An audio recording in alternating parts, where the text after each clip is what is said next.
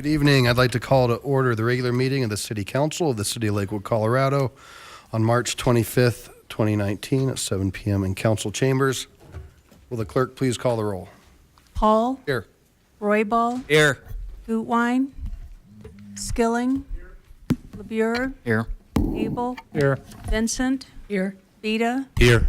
Johnson. I am here. Franks. Here. Harrison. Here. You have a quorum. Fantastic.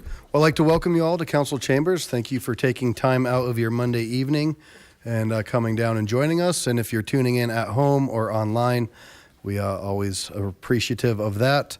If you would please, if you have a cell phone, please put it on silent. And if you'll rise and join me in the Pledge of Allegiance, and we'll remain standing for a moment of silent prayer. I pledge allegiance to the flag of the United States of America and to the republic for which it stands, one nation, under God, indivisible, with liberty and justice for all.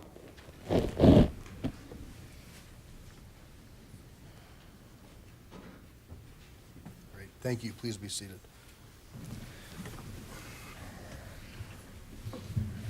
Before we dig into our agenda, there's a couple of things that we're going to address that I think will help set the tone and the flow for tonight's meeting.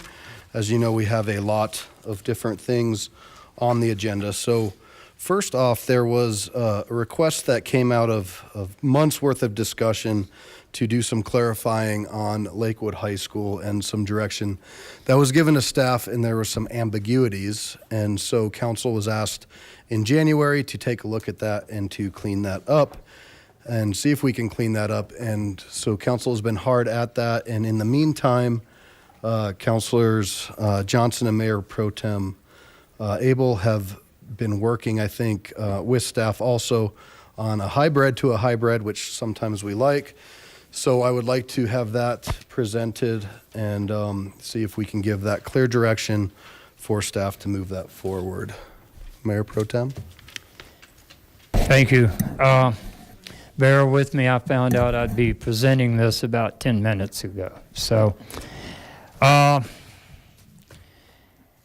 after years of consternation on both sides, on every side, and workshops, study sessions, last fall we agreed to a number of suggestions about the parking around Lakewood High School.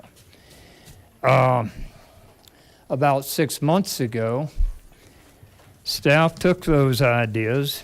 Kit Lammers and Jay Hutchison, our Public Works Director, being prime among them, and worked really hard trying to accommodate all the needs.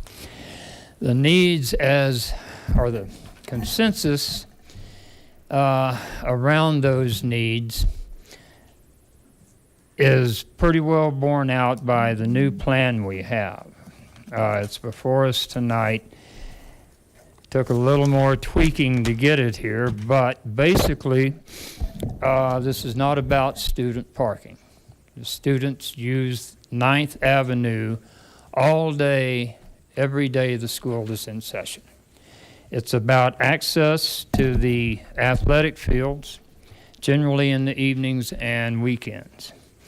The users of the athletic fields had a number of wishes: a loading zone, handicap spots, and the parking spaces along 9th. And in this deal, they get everything, including a lion's share of the parking spaces. It will provide the loading area. It will provide spaces for handicap parking, 3, maybe 4, with and the Kevin French, the consultant we brought in September, I believe it was, or February, I'm sorry, last February 2018, who suggested that there could be more handicap parking placed inside the school property next to the loading zone gate. But anyway, the details accommodate the wishes of nearly everyone. The neighbors reluctantly agree to this. I think one of them termed it the other day as a last resort. But it requires sharing the street. They're willing to do that, and I think this solution is will irritate as many people as it pleases on both sides. So when I was a reporter, I always judged the quality of my reporting by having an equal number of people upset with me on either side of the issue. So that's where we are, and I believe Mr. Hutchison will Mr. Hutchison will explain a lot better than I did. Thank you. Thank you, Councilor Abel. The illustration that you have at your places that says alternative is the one that's up here on the screen right now. I won't go back to the existing conditions unless you'd like me to. This proposal, this alternative, and it's only one, but this alternative doesn't change anything on the north side of 9th Avenue. So all the signage stays exactly the same on the north side of 9th Avenue. And the illustration that's on the screen right now is essentially just Lakewood High School property to the south. On the right, you can see the north end of the track. In the middle area is the baseball diamond. And then there's a soccer field to the left just before that little north-south driveway, which is actually a school driveway entrance, not a public street that goes north and south there. So this is 9th Avenue, essentially from Independence Street west.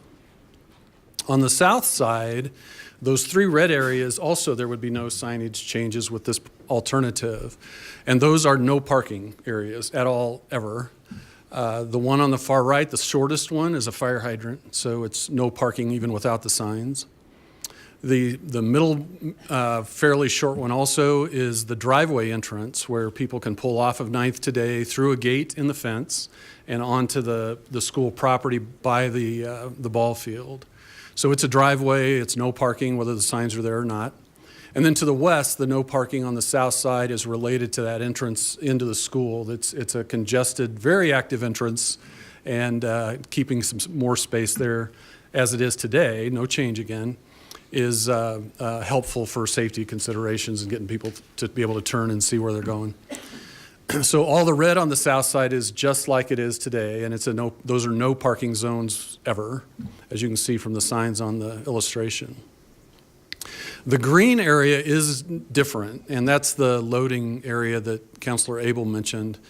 It's right east, immediately east of the driveway entrance, and it's located there because there's a sidewalk. A little tough to see here, I'll point it out with the cursor, but there's a sidewalk that goes in right here from the ball diamond stands back up to the sidewalk along 9th.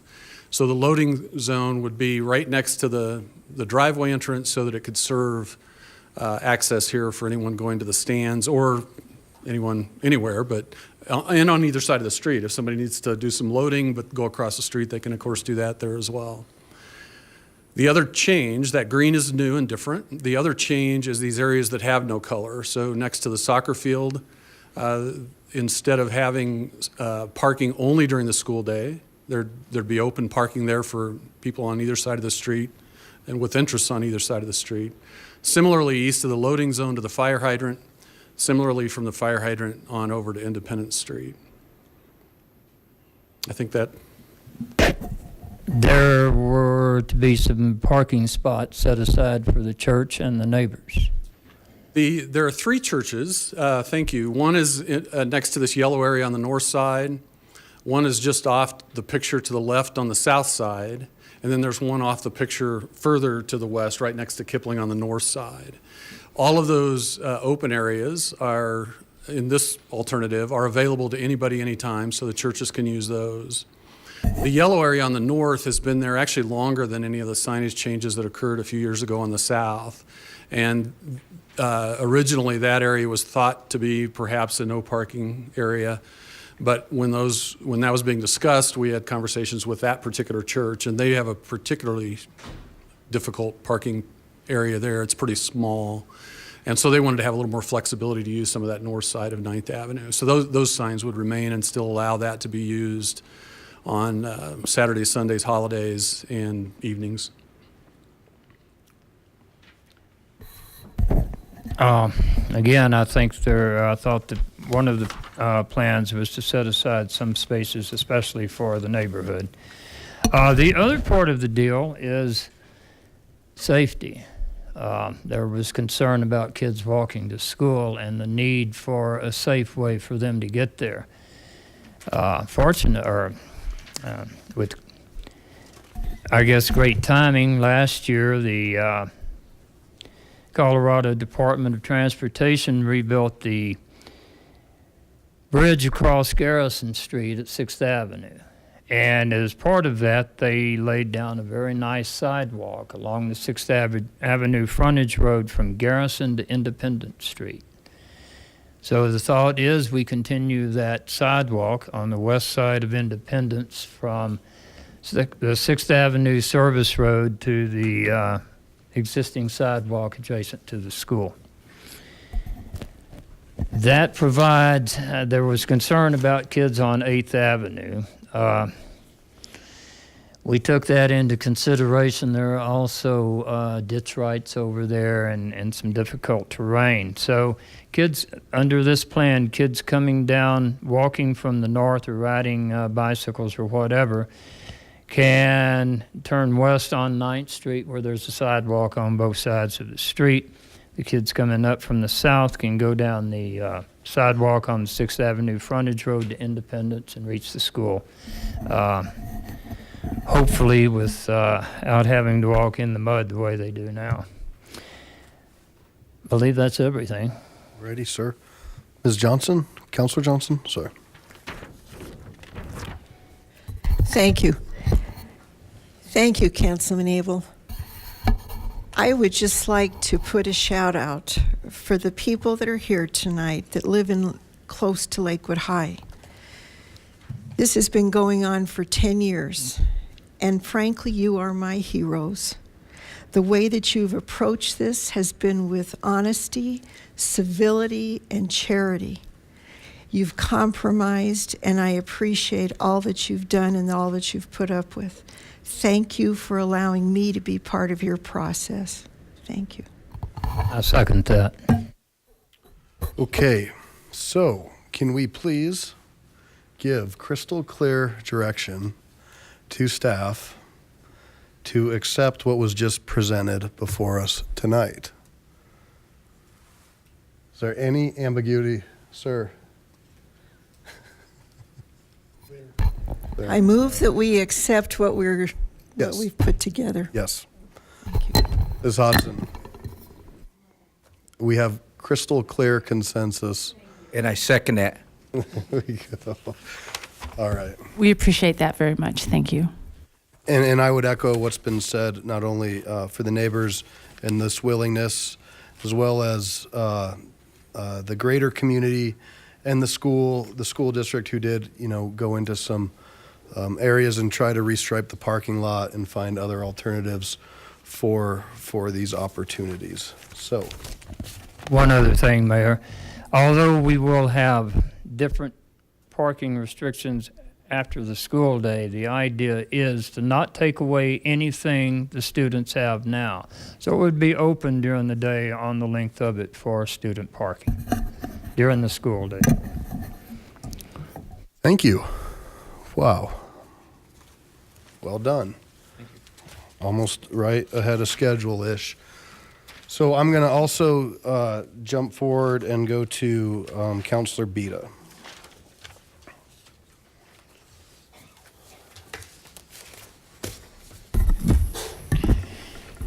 Thank you, Mayor. Okay, this is in regards to 2019-12, the proposed settlement agreement. At this time, I would like to state I do have many serious concerns about this proposed settlement agreement, and I cannot approve it. And then therefore, I'm going to move that 2019-12 be tabled in its entirety indefinitely in order to allow our legal counsel to prepare for litigation and or present other options to counsel. I ask that we limit any further discussion on the dais at this time, since our legal counsel is not present, and to do that in order to avoid any issues that would be related to privileged communications in the future. Further, I would like to schedule an executive session for next Monday, April 1st, after our tour of the shops, and then that would be with our legal counsel. Well, thank you. That's my motion. Before we have a second, just for clarification, do we need to formally pull that from the consent, or can that motion go forward? If the motion, or excuse me, if the vote is in favor of Councilor Buta's motion, I think that effectively pulls it from consent. It can't be considered anyway. So we would just have to reflect that. The clerk would just have to reflect that when she is reading the items into consent. And then the second housekeeping piece, looks like the main body of that first motion would be separate, and then we would go into the courtesy of that we limit discussion, and then a motion to schedule the executive session. Is that accurate? Correct. You essentially have two separate motions, the Okay. tabling it and then executive session later. Fantastic. And I might note that the executive session will be to instruct negotiators. Okay. Yes, that was my intent. So with that, there is a motion, and we'll break it down to that first part, which is ends with other options and or prepare for litigation. Is there a second? I second it. Okay, so we have a motion and a second. Is there any discussion? Please cast your votes. That passes 10 ayes, 0 nays. And the second would be I'll just let you reread it, if that's okay, to schedule an executive session. Oh, I further ask that we schedule an executive session for next Monday, April 1st, to direct our counsel on further negotiations and also for preparation for litigation. And that would be after our tour of the shop. Second. Hold your second, please.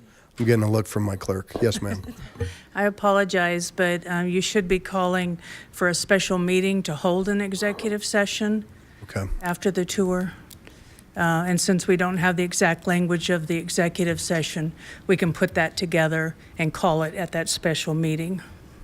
So would you still need the announcement of? That's fine what he's, Okay. yeah, but we need a motion to hold a special meeting for the purpose of holding an executive session. Which Add does, that. Can I accept that as a friendly amendment to my motion? Yes. I do. And second? I second. Okay, all right. So there's a motion and a second. Please cast your votes. All right, and that passes 10 ayes and 0 nays. So to summarize, clearly we've received a lot of information, and also the fact that this is a legal issue. I think it's pretty clear as to where this council is asking to go and what it's trying to do. With that, you're also welcome to give public comment, but as you can see that issue has been tabled indefinitely along those lines. So in order to keep the flow of the meeting going, I would ask that you be judicious and timely in your statements and succinct. If there is anything that you'd like to repeat, if you just want to say, I agree with that, that'd be fantastic. So we can work through a pretty heavy agenda tonight.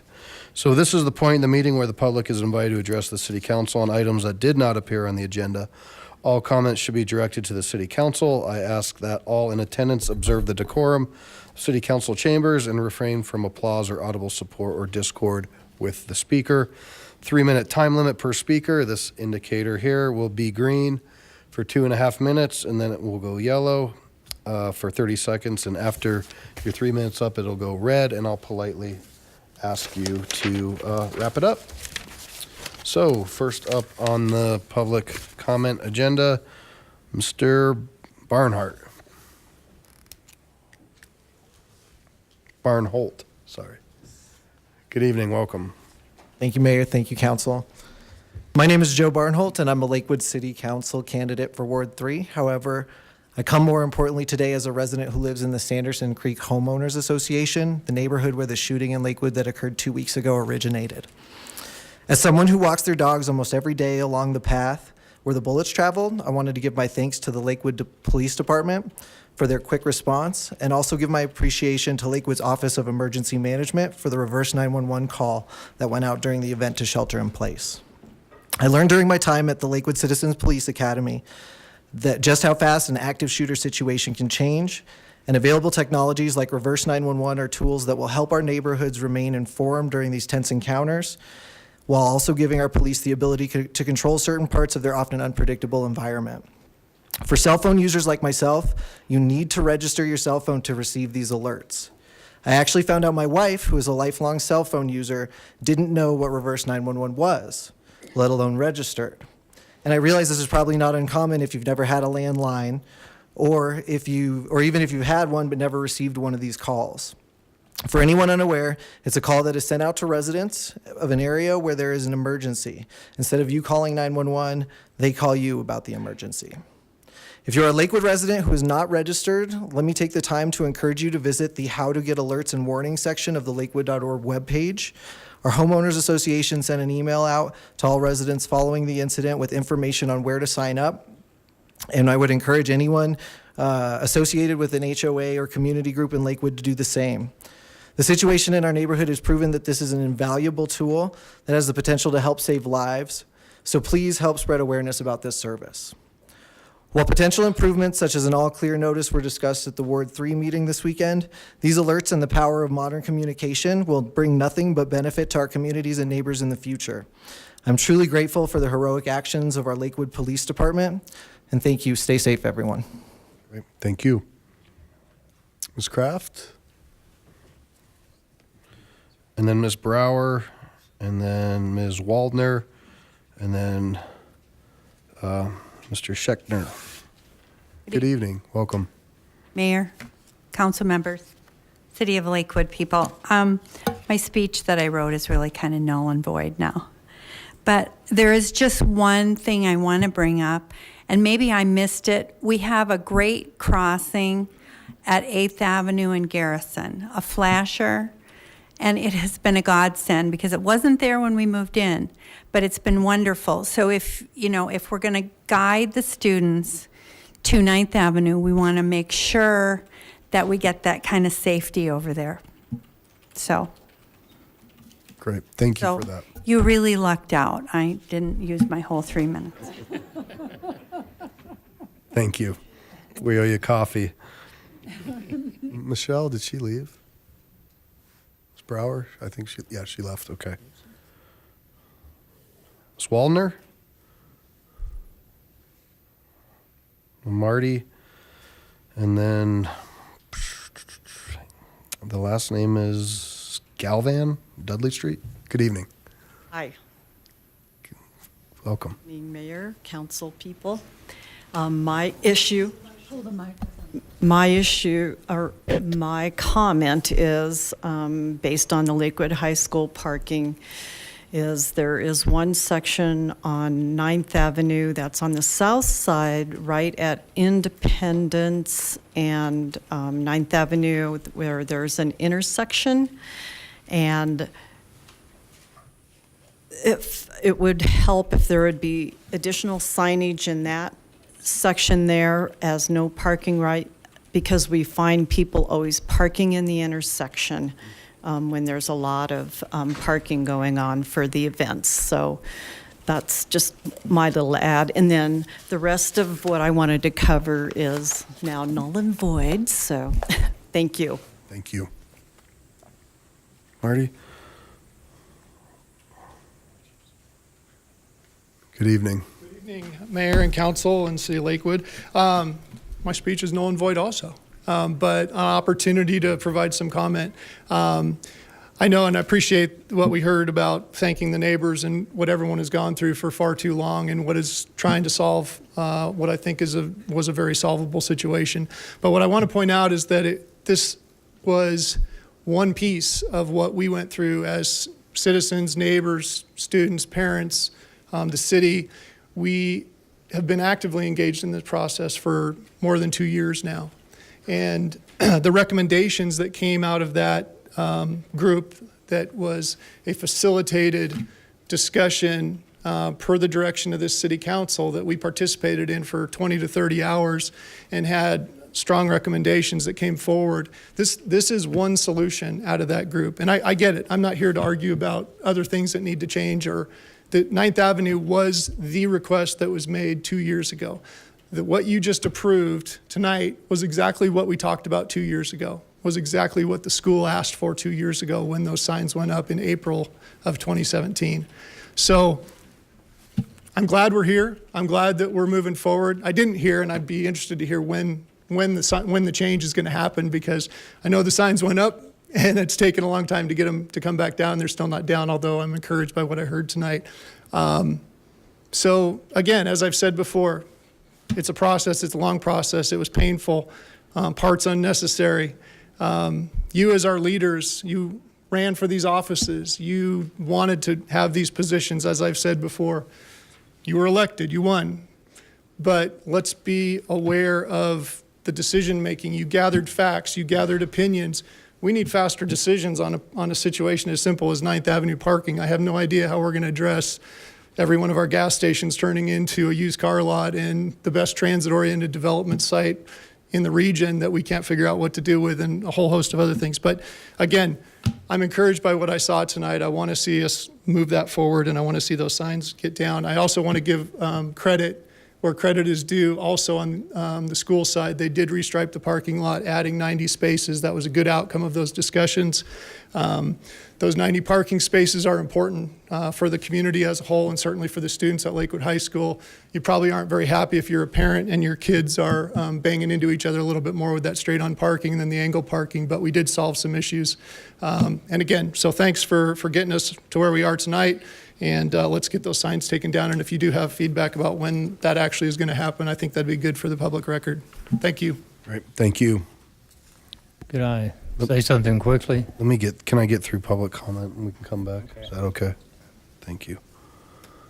Last name is Galvan? South Dudley? Okay.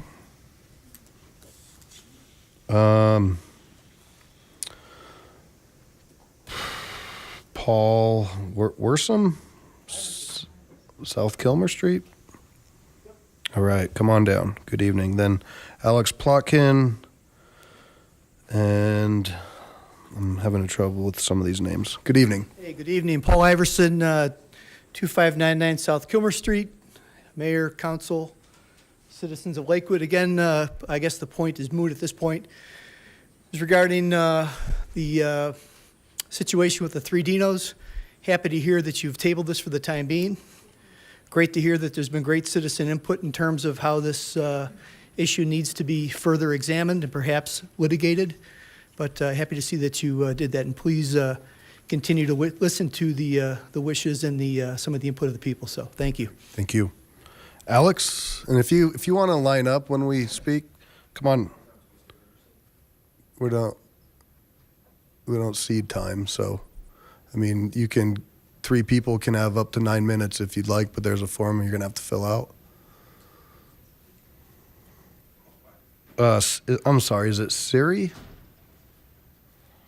Freuer on Evans, West Evans? Hi, welcome. Sorry, it sounds like I butchered that. No problem. All right, welcome. Mr. Mayor, council members, I'd like to just say a couple of words about the deal for the Green Mountain Metropolitan District. Sure.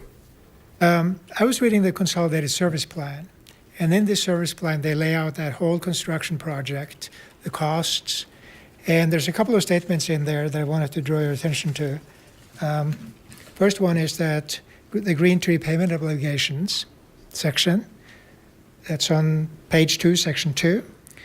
They say that they will agree to pay principal amounts of $5 million to the city. And then in the conclusion of this document, it in section D in the conclusion, it specifically states that the area to be included in the districts does have and will have the financial ability to discharge the proposed indebtedness on a reasonable basis. So this was a document from 2007, and somehow between 2007 and today, we've gotten into a situation where they claim they can't pay, which sounds a little strange to me. Otherwise, I just want to mention that I support, I've read through John Henderson's letter, and I've also read through the proposed agreement, and I support John Henderson's comments. Great. Thank you. Thank you. So I have Mr. Greaser, Mr. Henderson, Ms. Flowensby, Ms. Judson, Ms. Benjamin, and then Eric Brown. Is Mr. Greaser? Oh, Ms. Benjamin, I'm sorry. That's okay, though. Sorry. Good evening. Welcome. Mayor Paul, citizens, City Council, thanks for allowing me to be here. My name is Gary Greaser. I'm a resident at Soterra, 2368 South Joyce. In the mid-1980s, some $50 million was injected into Rooney Valley Development with the creation of Mount Carbon Metro District, an area of some 1,000 acres. Some 10 years later, the venture failed. After high debt and questionable financing, the Resolution Trust Corporation took over much of the property. To get some relief on the $50 million debt, Mount Carbon filed for bankruptcy protection during 1999. Soon after the formalized bankruptcy, Brookfield purchased 385 acres of the land now known as Soterra and excluded the area from Mount Carbon boundaries. Brookfield could not purchase the land without paying down the debt, so they imposed a 22 mil levy property tax approved by the courts onto Soterra homeowners. Brookfield simply transferred the required debt onto Soterra residents, and all residents are on the hook for the 22 mil levy, that's a Gallagher-adjusted mil levy, beyond 2035. Soterra's Metro District is Foster Ridge, which imposes a 44 mil levy. So combined with Mount Carbon, Soterra residents have a 65 mil levy obligation to Metro Districts, which equates to 45% of the full tax bill. Metro District infrastructure debt burden is out of control in Colorado. We need our municipalities and legislatures to step up and start protecting its citizens. TAPER was approved in 1992 to protect citizens' right from added taxation without consent. Developers have denied citizen rights by opting out of TAPER, while municipalities such as Lakewood sit idle on the sidelines. The current Big Sky Green Tree Settlement, item 7 on the agenda tonight, is one-sided, favoring developers. Clearly, residents in Soterra and Rooney Valley do not need the risk of additional tax burden given the unfair agreement as if it's approved as is. Please recall the Rooney Valley development. Please do not repeat mistakes of Mount Carbon. Engage now and protect the residents. Many residents of Soterra believe Brookfield has already collected their $10.5 million loan for the C470 Alameda interchange through imposed fees on Soterra residents when they buy a home. Lakewood taxpayers loaned $3 million for the C470 interchange. With interest, that amount is now around 5.3. City Council members must initiate actions to get the full loan with interest paid back and well before the 45 years that's in the settlement agreement and a petty biannual payment. City Council, or if some $12.5 million tax surplus from approval of ballot 2D is important to Lakewood, getting the 5.3 from the interchange loan should be equally important. I extend my appreciation to many of the council's members tonight You who wrap up voted your comments, against the please. forming of a metro district at Indigo for Cardell. But be aware, Sir, your Brookfield time's is up. now trying to extend the boundaries. I got 3 more statements, Mayor. No, your time's up. Sorry. My time's up, so. Thank you. All right, please do not We appreciate it. allow this settlement as it is. Ms. Benjamin, and then Mr. Henderson, and Ms. Flowensby, Ms. Judson, Ms. Brown. Good evening. Welcome. Hello, Mayor. Hi, Karen. My name is Pat Benjamin. I live in Heritage West. In Heritage West, we have a gully that runs through our property, belongs to Lakewood. we have been overrun with rats in the last year. Rats in our pool, rats in our pool houses, rats all over. So this year, rather than being poisoned, which doesn't seem to work very well because it's poisoning everything, and had you guys been here last week, we would have asked for permission. Now we're asking for forgiveness because we put up owl nests in the gully. Hopefully they will catch some of the rats. And we also are working with some schools, getting them to get the kids to build owl houses so that we can put them all the way down to Wadsworth. That's it. Karen, I don't know if I have to talk to you about that or what. We'll come back after public comment. How's that? Well, I'm sorry? We'll come back after public comment, but you're forgiven. Okay. All right. Mr. Henderson? And then that exhausts the list. I have Gail, Lynn, and Eric. If you didn't sign up and you want to speak under general public comment, you can go over and see our clerk and sign up. She's right here.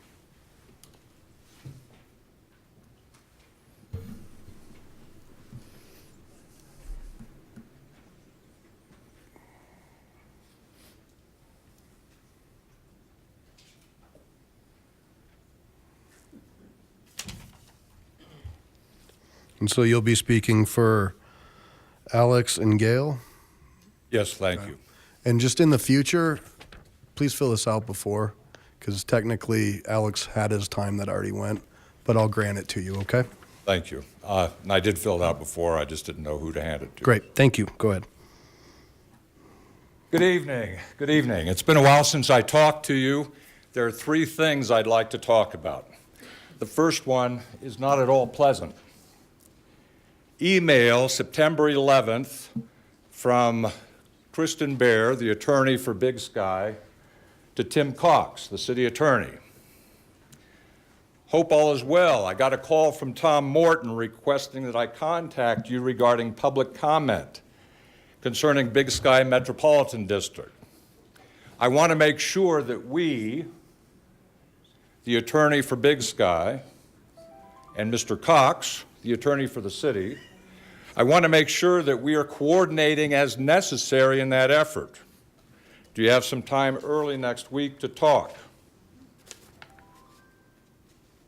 September 12th, from Tim Cox to Kristen Bear, the attorney for Big Sky. I'll be reviewing them, the documents presented by Mr. Henderson, and maybe you and I can talk after we've both read through them. September 12th, from Kristen Bear to Mr. Cox. Thank you, Tim. We'll take a look at this and we'll plan on talking after we both have a chance to analyze the content. We should discuss the scope and form of the same to ensure that we are on the same page. Kristen Bear to Mr. Cox. You all counted on Mr. Cox and the mayor to present you with a neutral, unbiased, researched legal memorandum regarding the questions presented by the Big Sky IGA and whether they constituted a material modification. You counted on them, and we counted on you.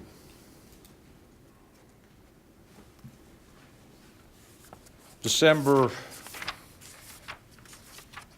20th. Tim Cox in an email. Just yesterday, December 19th, I shared a draft of the memo, Tim Cox's memo, with the mayor, and his review of the memo prompted a couple more questions. The second question required additional legal analysis. We also decided the question was significant enough that we turned to the attorneys for the Big Sky District. We were expecting to hear back from those attorneys by tomorrow. And if so, we should be in a position to revise our memo accordingly and distribute it to the City Council. What was that question? What was that significant question that might cause them to revise their memo?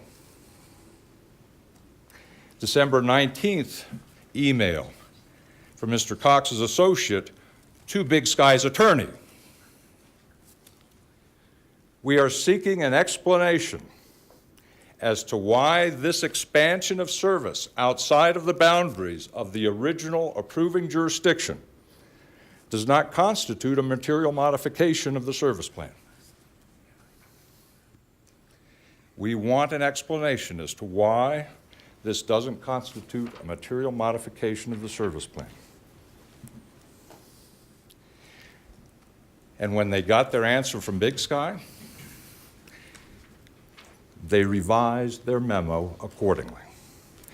We counted on you, you counted on them. And with all due respect, I hope you understand how members of the public no longer have the faith that we had in this process.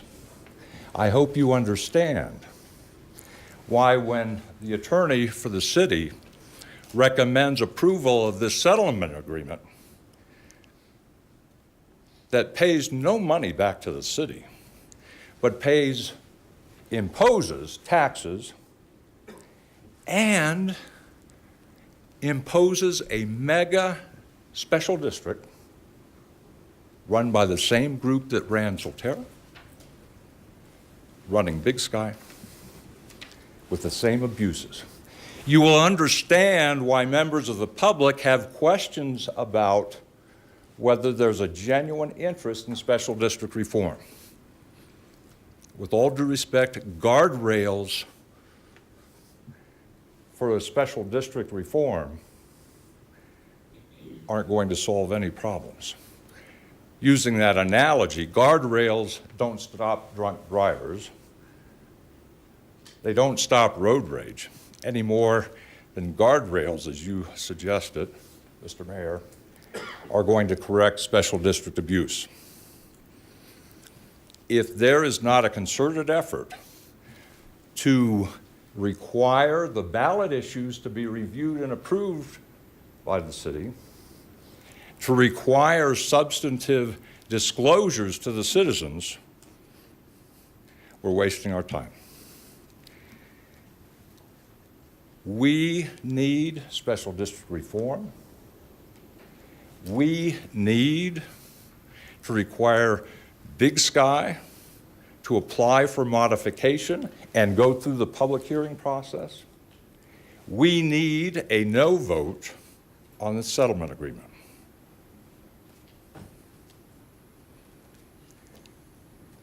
I'm very sorry to say that we don't have the same faith that we had before. But we don't and we won't until we see changes and leadership from you all. With all due respect, after these emails were disclosed, I respectfully submit the only honorable thing to do would be for Mr. Mayor and Mr. Cox to resign. You breached our trust. You violated their trust, and you violated our trust.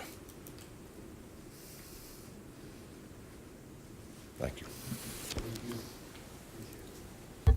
Ms. Judson? And then Mr. Brown? And then anybody else who hasn't signed up, please do so I can get this new one. There's nothing on the back.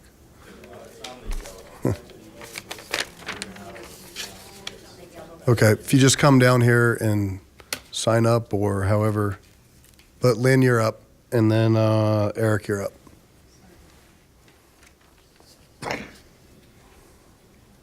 Thank you.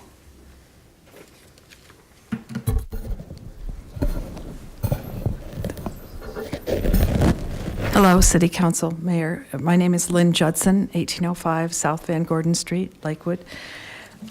I just want to briefly say that I support the vote to table the settlement between Green Tree Metro, Solterra, Three Dinos, Jefferson County, and the City of Lakewood. So I think it is very one-sided. I think that the citizens of Lakewood deserve to see this agreement at the very least, and I think that we need to aggressively litigate the repayment of the loans that were made to the developer. I would suggest that we aggressively litigate that and have the loans repaid to the citizens and not loan money from them and then also ask them to repay it. That's not fair. Thank you. Thank you. Eric? Francesca? There you are. Diane, and then Linnea. And then, is there a new list that's been started? Ms. Greer? Okay. Well, you probably signed on the wrong list. Mr. Brown? Go ahead. Mr. Mayor, councilors, good evening. Thanks for your time again. Good to see you all. I'm going to give you a brief history of the C470 West Alameda Interchange project, not to rehash the history, but to demonstrate a pattern of failure. In the mid-90s, Lakewood agrees to make a reasonable effort to acquire the northwest parcel as a condition of approval of interchange construction. There was approval by CDOT and a number of other agencies to build that interchange. Lakewood did not do it. Instead, they made a single lowball offer and walked away. About the same time period, all parties agreed to close and keep closed West Alameda Parkway over Dinosaur Ridge as a condition of approval, again, to build the interchange. Fast forward about 10 years in the mid-2000s, an almost unheard of county rezoning in Jefferson rezoned the property around the interchange. Northwest parcel recommended to not be rezoned due to historical and cultural importance by all referral agencies, every single one. County ignores this and rezones it anyway. Jeffco, Lakewood, and Brookfield later loaned Green Tree Metro and Three Dinos approximately $20 million to build this interchange, still contingent upon keeping West Alameda closed over Dino Ridge. Next thing that happens, Three Dinos sues Jeffco to force them to open West Alameda over Dinosaur Ridge. And Jeffco decides to settle rather than go to trial over something that had been agreed to and documented a decade earlier. Shortly thereafter, the settlement results in Jefferson County paying the developer $1.4 million for 19 acres of property. Jeffco could have bought the same northwest parcel, 60 acres, for approximately $1 million. That equates to Jefferson County using open space dollars to facilitate a commercial development deal rather than preserving open space as recommended. 2010 loan repayment to the Three Dinos Green Tree Metro District, extended 10 years by Jeffco. To date, still no bonds issued by Green Tree. Just last year, Brookfield decided to sue Green Tree Metro and Three Dinos. Jeffco and Lakewood had to be forced to the lawsuit by district courts because they decided they didn't need to be a party to the lawsuit. The municipalities indicate that they viewed the loan as an investment and claimed that they never anticipated being paid back. Well, why was it documented as a contract? Tonight, Green Tree settlement creates a 45-year repayment schedule with exit clauses for Green Tree and Three Dinos and leaves everybody else holding the bag for the interchange loan if the repayment is not complete. What I'm painting here is a picture of government failure and industry entitlement. Not exactly the type of entitlement that developers advertise on their products, commercially entitled and zoned, or is it? I'm going to leave it at that. I'm going to email you all the rest of the document, which is just some brief conclusions. I appreciate Councilor Bieda's motion to take this to executive session and prepare for trial. That's the right decision. Thanks again. Great. Thank you. Francesca? Cool. All right. Thank you. Diane? And then Linnea?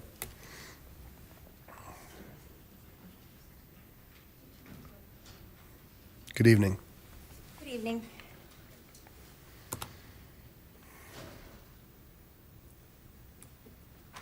not to belabor the point, but I think there's one thing that's missing from the plan, and that's wonderful that the neighbors caved and were willing to go along with what the school wants.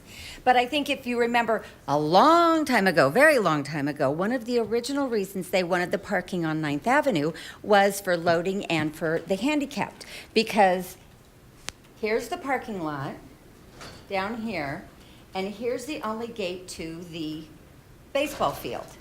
This is over 600 feet, 593 to be exact, because I've been on this project so long. Talk in the mic, please. Thank you. 593 to be exact.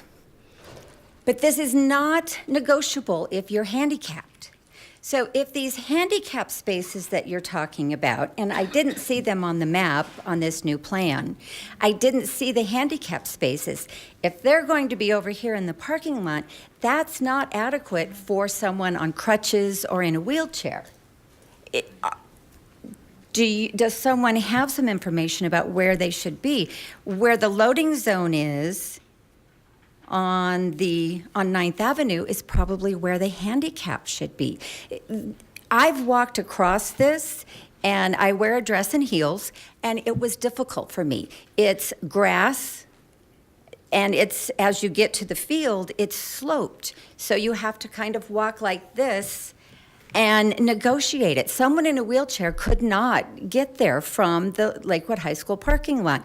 There needs to be some handicap spaces on 9th Avenue by the loading zone. I'm sorry, but that's the one piece that's missing from this, and neither the neighbors or the baseball people thought of the handicapped. And that was one of the things that was brought up at the very beginning, why they needed it. So that's my point. Thank you. I think there may be some clarification after. Yes, there needs to be 4 or 5 handicap spots. Linnea? Then that exhausts my roster. I have on consent agenda, I have Mr. Ash, Mr. Newton, Ms. Setzer, and Ms. Hannigan. So if you want to be on public comment, then please come on down and get ready. Hi. Good evening, Welcome. Mayor and City Council.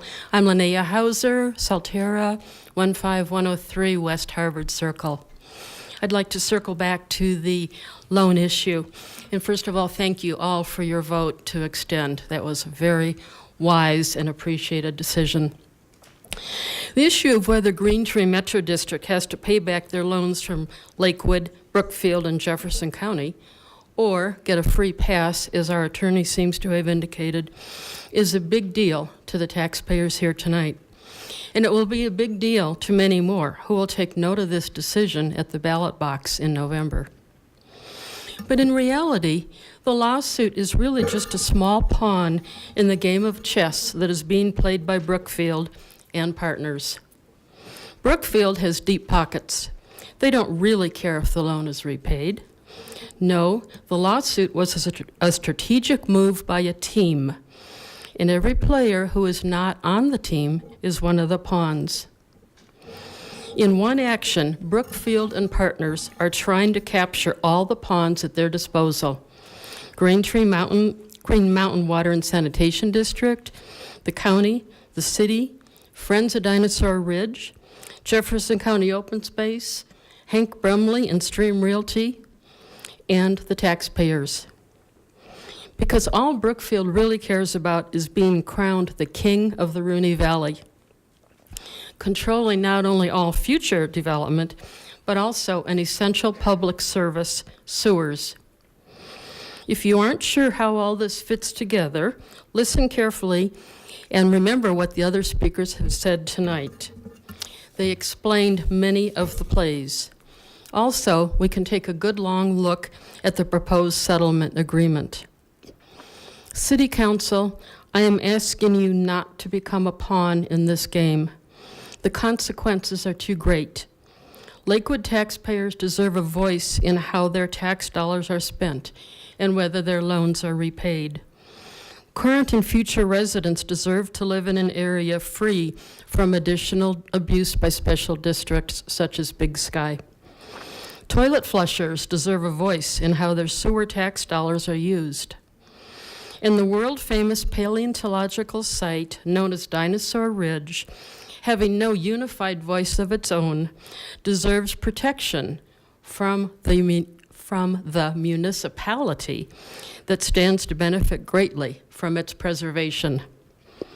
3 years ago, many of us in this room, along with about 28,000 of our friends and neighbors, told Jefferson County Commissioners no to car dealerships at Dino Ridge.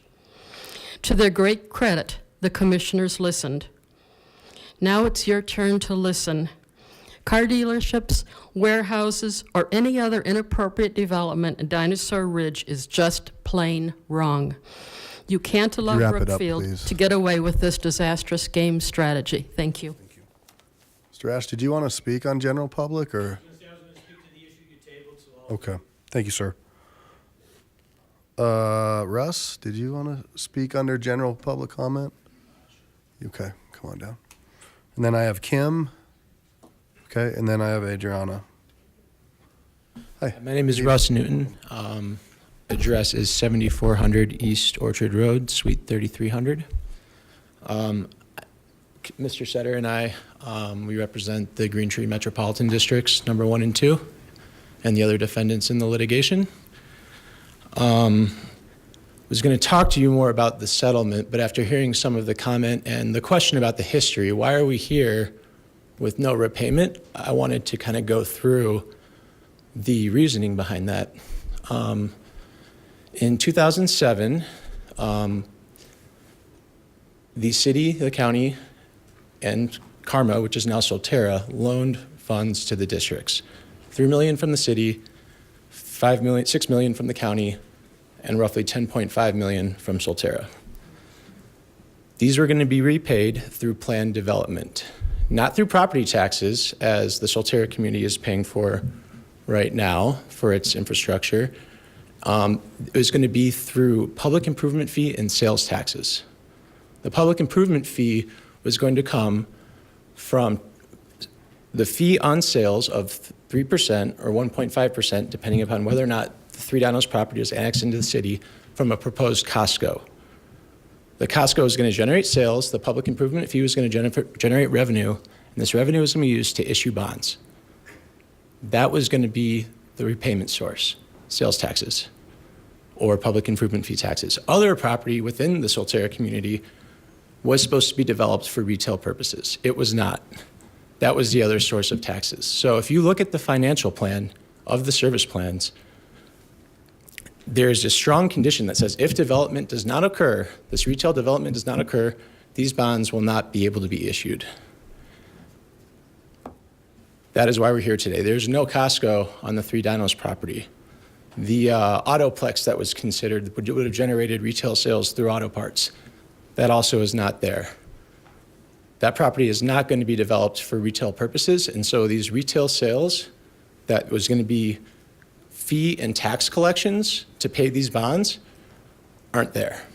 And so that's why there is no reimbursement to date. That's why the agreements were subject to annual appropriation and the ability to issue bonds.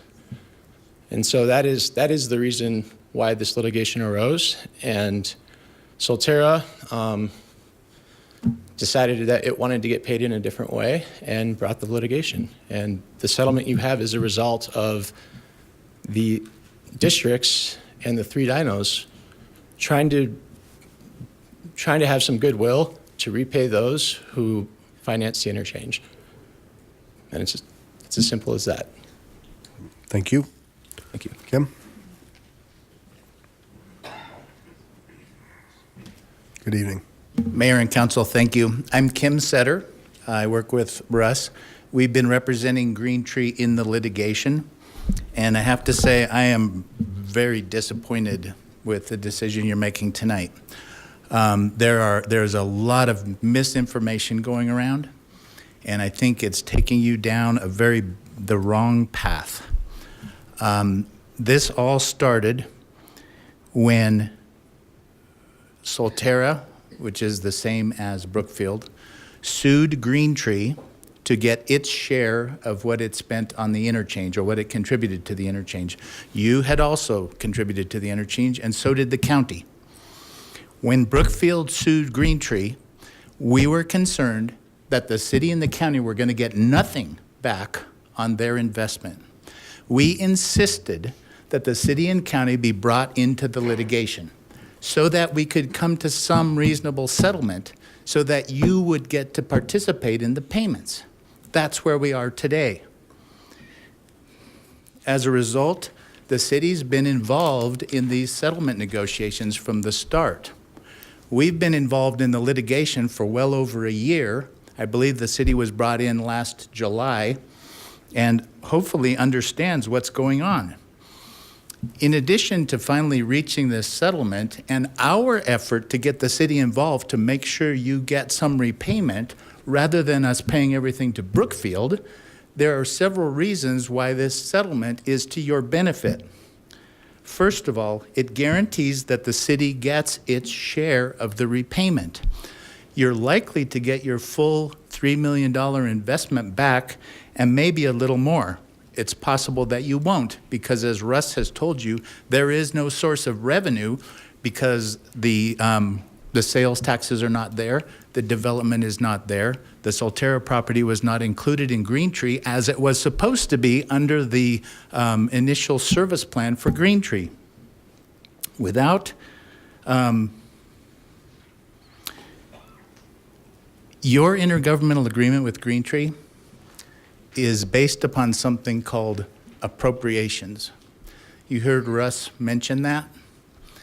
Your agreement with Green Tree is that you get paid whatever Green Tree is willing and able to pay. That means if we're paying Solterra everything, there is nothing left to pay you. This settlement resolved all that by giving you a share of whatever we can pay. Secondly, the residents of the city are not included in any district, any mega district, and they pay nothing for this settlement that pays you back. Third, the settlement ensures that the city is relieved of its obligation to share sales tax with Green Tree to make these payments. And fourth, it resolves this litigation so that we can move on. But time's up. Thank you. Thank you. Adrian? Anybody else on public comment, please come and see the clerk. Thank you. Mr. Mayor, I'm grateful to you that you were willing to allow me to speak. Thank you very much. I would like to continue with Mr. Gary Greaser's comments on the Big Sky Green Tree settlement. And he's a Solterra resident.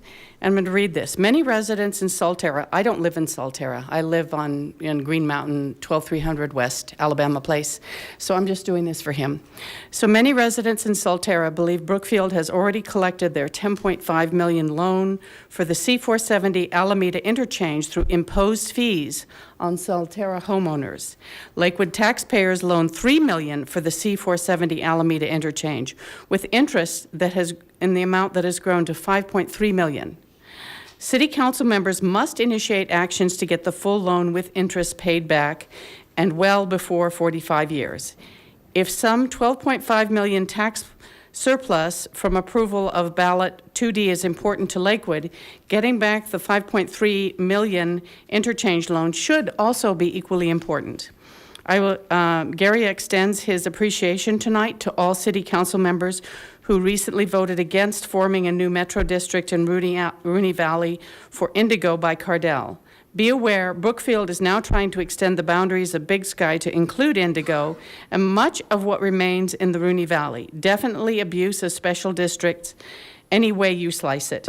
Brookfield's recent actions to modify the Big Sky IGA with Green Mountain Water Sanitation District is another example of special district abuse. How much more can citizens take from Brookfield while Lakewood looks the other way?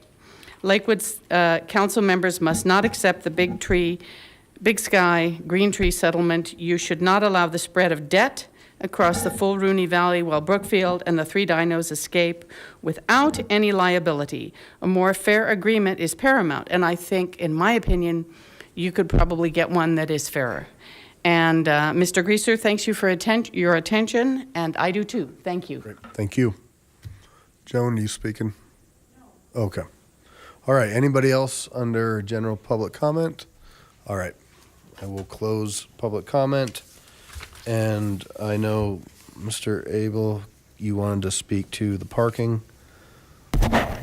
A couple of things. Right now, Con Mutual has a project going there. I don't know how quickly we can get to work, but if we can use the remainder of the time that Con Mutual is working on 9th Avenue, maybe we can launch this thing immediately after or shortly after they pull out. I'd also like to tell Ms. Duffy that those parking spaces are meant to be along 9th Avenue. And as such, they'd be open to the churches as well. So, thank you. Okay. Ms. Benjamin, we'll make sure that we have your information. We can have somebody get in touch with you and talk about some of the issues regarding that area. Or Councilor Harrison, if you want to jump on that. And yeah, okay. So Councilor Harrison will get back with you and see if she can get engaged on that issue. We also heard something about the crossing, the raised crosswalk on 8th and Garrison.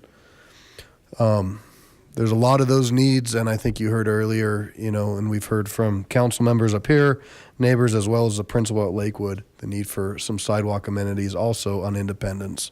So maybe that can be something that council can look at in the future. And then Councilor Franks, you had your light on.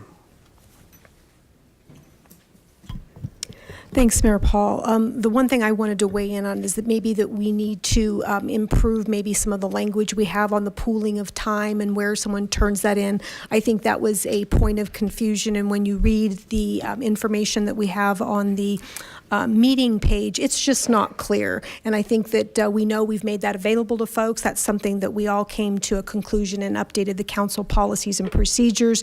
So if that pooling time cannot be done on the fly, if we're saying that, then we need to kind of go back and revisit that. But we certainly want to respect that. So I want to make sure that folks do know that, you can pool the time, but it is helpful if we kind of have that information beforehand. It just helps us from not calling those things out of turn.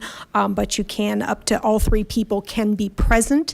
So if you as the speaker have 3 other people willing to give up their time that night, they need to be in the audience, and you get up to 10 minutes total. So it's 3 minutes for the first 2 and then 1 minute for the last one. So we just need to put some more clarity around that so folks know how to properly participate. Thank you. Thank you.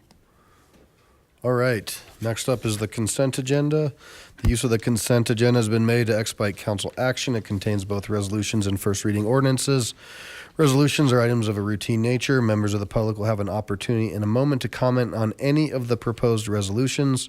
First reading ordinance appear on the agenda only for the purpose of setting future public hearing dates and ordering the newspaper publication of the proposed ordinance. No public comments will be heard this evening on first reading ordinances. The public will have the opportunity to comment on the proposed ordinances during the scheduled public hearings on the date set tonight by the City Council. Any council member may request an item on the consent agenda be removed for separate discussion. And with that, will the city clerk please read the short consent agenda into the record? Removal of item 7. The consent agenda consists of item 6 and item 8 through 17 inclusive. Item 6, Resolution 2019-11, approving amendment to second amended and restated intergovernmental agreement establishing Juvenile Assessment Center and termination of agreement with mental health. Item 8, Ordinance 2019-9, endorsing the projects and project funding levels in the City of Lakewood 2019 Annual Action Plan for the Community Development Block Grant Program. Item 9, Ordinance 2019-10, annexing certain property to be known as the 2019 Green Mountain Annexations, located in Section 7, 18, and 19, Township 4 South, Range 69 west of the 6th Principal Meridian, and in Section 14, Township 4 South, Range 70 west of the 6th Principal Meridian, County of Jefferson, State of Colorado. Item 10, Ordinance 2019-11, to rezone land located at 14100 West Exposition Place, Lakewood, Colorado, 80401, County of Jefferson, State of Colorado. Item 11, ordinance O 2019-12, to rezone land located at 3113 South Wadsworth Boulevard, Lakewood, Colorado 80227, County of Jefferson, State of Colorado. Item 12, ordinance O 2019-13, authorizing a supplemental appropriation to the 2019 annual budget in the amount of $120,788 and authorizing the expenditure of grant funds from the Denver Regional Council of Governments for the West Colfax Pedestrian Safety Project.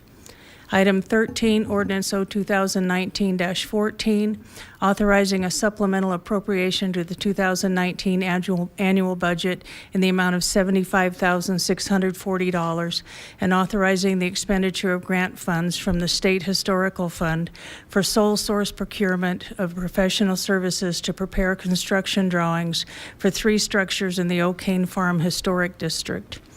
Item 14, ordinance O 2019-15, for vacating all of the right-of-way for South Ammon Street between West, I apologize, I don't know how to pronounce that, Decuse Avenue on the north and east, West Eastman Place on the south, which vacated portions of right-of-way are legally described and depicted in Exhibit A to this ordinance. Item 15, ordinance O 2019-16, authorizing a supplemental appropriation of $100,000 to the 2019 fiscal year to fund Porch Light, a family justice center. Item 16, approving the minutes of the City Council meetings of November 26th, January 28th, February 11th, City Council special meetings of February 4th and February 11th. And item 17, accepting the minutes of the Lakewood Advisory Commission Executive Committee meeting of January 2nd and their full commission meeting of January 16th, both 2019. Thank you very much. That's the first time I've heard you tongue-tied on one of those. And forgive me, Madam City Manager, that I skipped your executive report. So we will come back to that as soon as we buzz through this. So with that, I'll take a motion for the consent agenda. Mayor Paul, I move for approval of the council minutes, for accepting of the minutes of boards and commissions, order all ordinances introduced on first reading to be published in the Denver Post with public hearings set for the date included in the ordinance, and for adoption of resolutions except for item 7, which has been pulled, all of which are included in the consent agenda items introduced into the record by the city clerk. Hold a second real quick. And just to re-clarify, nobody wished to speak on this, correct? Everybody that was signed up on this spoke under general. All right. Second, please. I second. Okay, we have a motion and a second. Councilor Johnson. Is it permissible to ask a few questions on a few of these items? Certainly. Not on the ordinance. Not on the ordinance, but on resolutions. Ordinance is just for posting of second reading.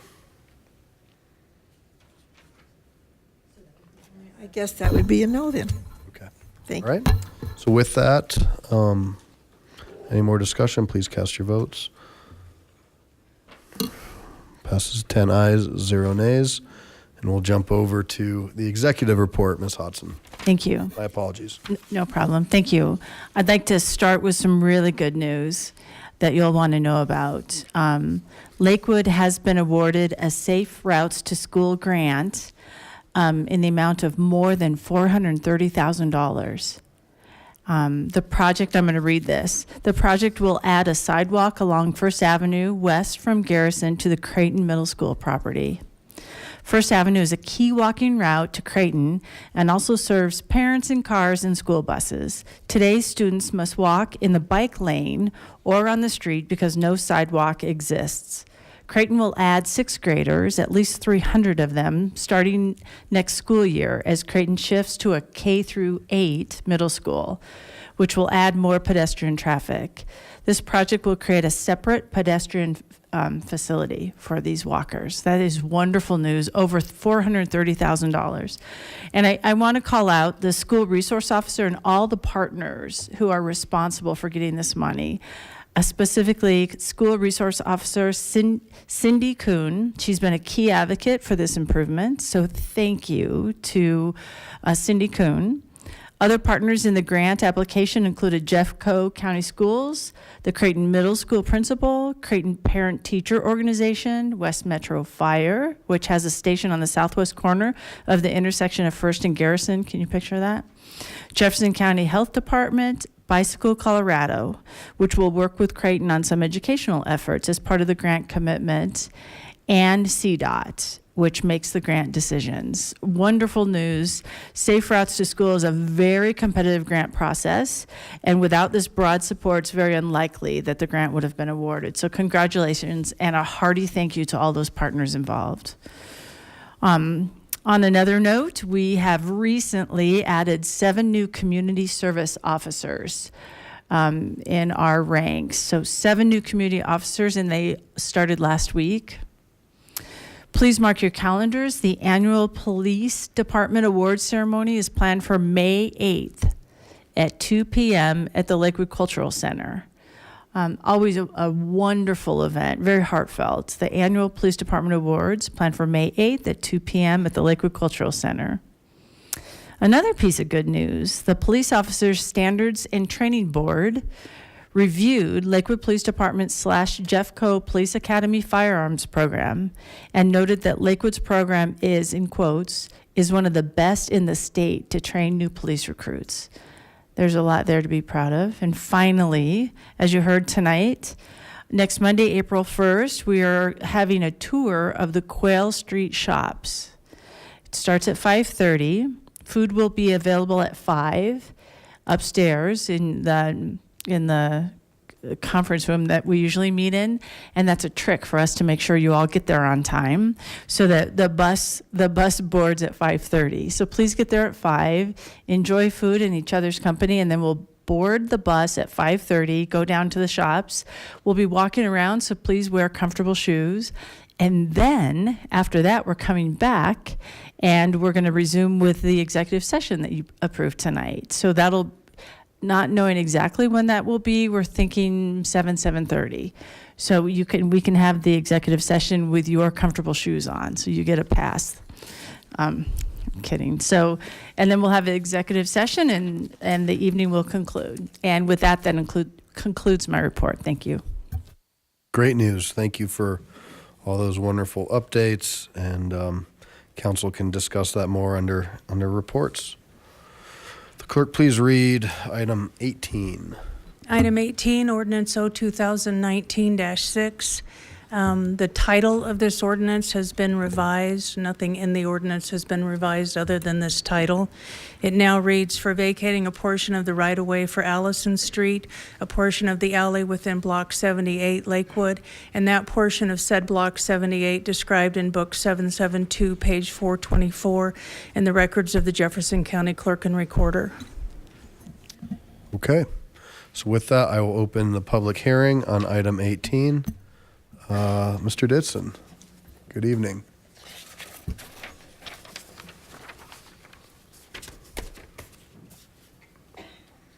Welcome.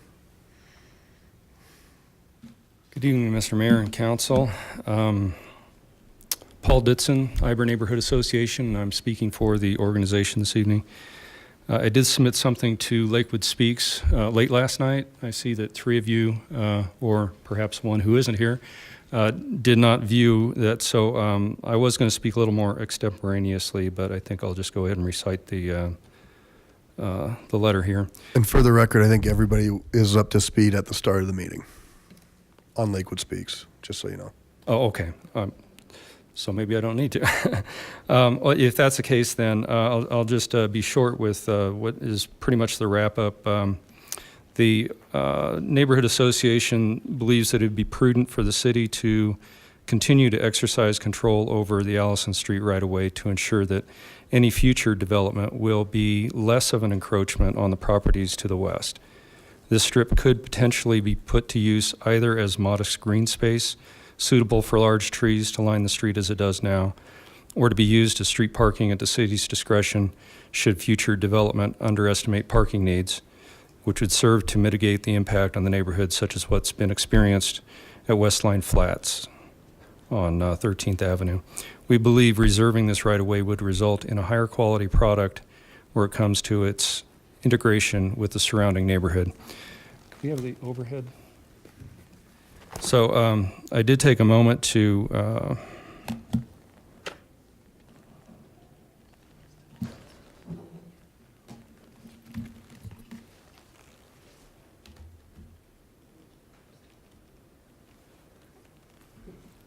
it doesn't come out too well, but this is a photo of the site looking south, and to the left is where the right-of-way on Allison Street is, and those trees that you see lining the street on the left are in that right-of-way. And I just wanted to offer this as kind of a visual. If you can imagine, you know, a 6-story building or so in that area there. We think that this would provide a nice streetscape. It would mitigate some of the impacts and the encroachment of such a large structure on the properties across the street to the right. And I think would just really make a much better, higher quality project as a result. Okay, thank you very much. Thank you.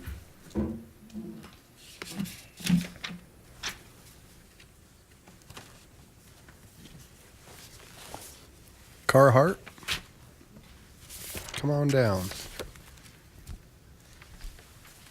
Good evening, welcome. I guess I need to join the Eber Neighborhood Association. Yes. Would it be possible to put up the aerial photo that's on around page 472 of the packet? I guess I'm not very. No, ma'am. If not, okay. So I live at 1245 Zephyr Street. If you do look at that aerial photograph, that's the little gray roof just to the south of this field. And I just wanted to come tonight because I am concerned. Oh, am I supposed to hit start on this? No. Okay. You're good. You're fine. I have started. Self-service. This is my first council meeting. Thank you. Welcome. Welcome. I'm very happy to be here. It's a quiet little residential neighborhood. We bought the house about 3 years ago. We've often been concerned about what might be happening in that lot.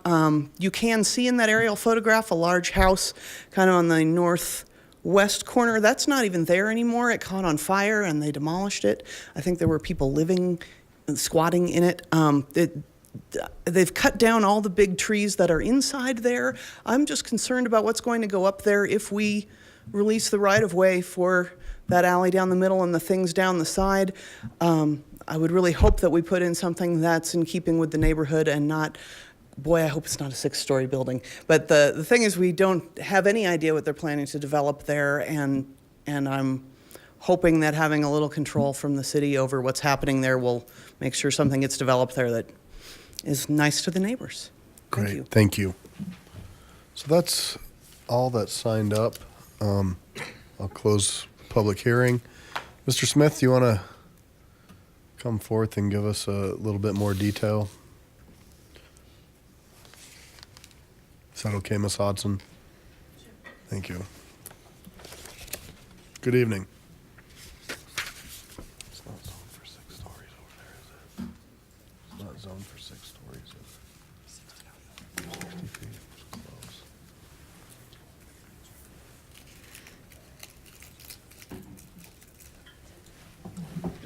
Well, good evening, Mayor, members of City Council. My name is Robert Smith. I'm the Interim Economic Development Director, and I'm happy to walk you through a little bit of what's on with this particular project here, the 17900 West 13th Avenue right-of-way vacation. Essentially, we are here tonight. Whoops, do we have the? Oh, there it is. Mm-hmm.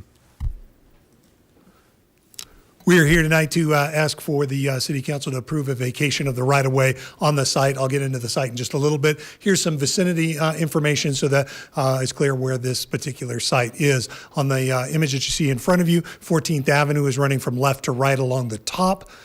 You will see the light rail station running through the center of this particular image, 12th Avenue down towards the bottom of the image. Towards the right, that gray street that is running north and south is Wadsworth Boulevard, and then you can see the large roof of the Wadsworth Street station there along the light rail. The area that we're talking about is the blue shaded area just south of the light rail, just south of 13th Avenue. That's where we're talking about. The right-of-way here on this particular site, 3 areas that are in consideration. These 3 areas, the 2 rectangular ones to the left of this image towards the west, were obtained by a local government in 1891. The corner piece was obtained in 1952 for right-of-way.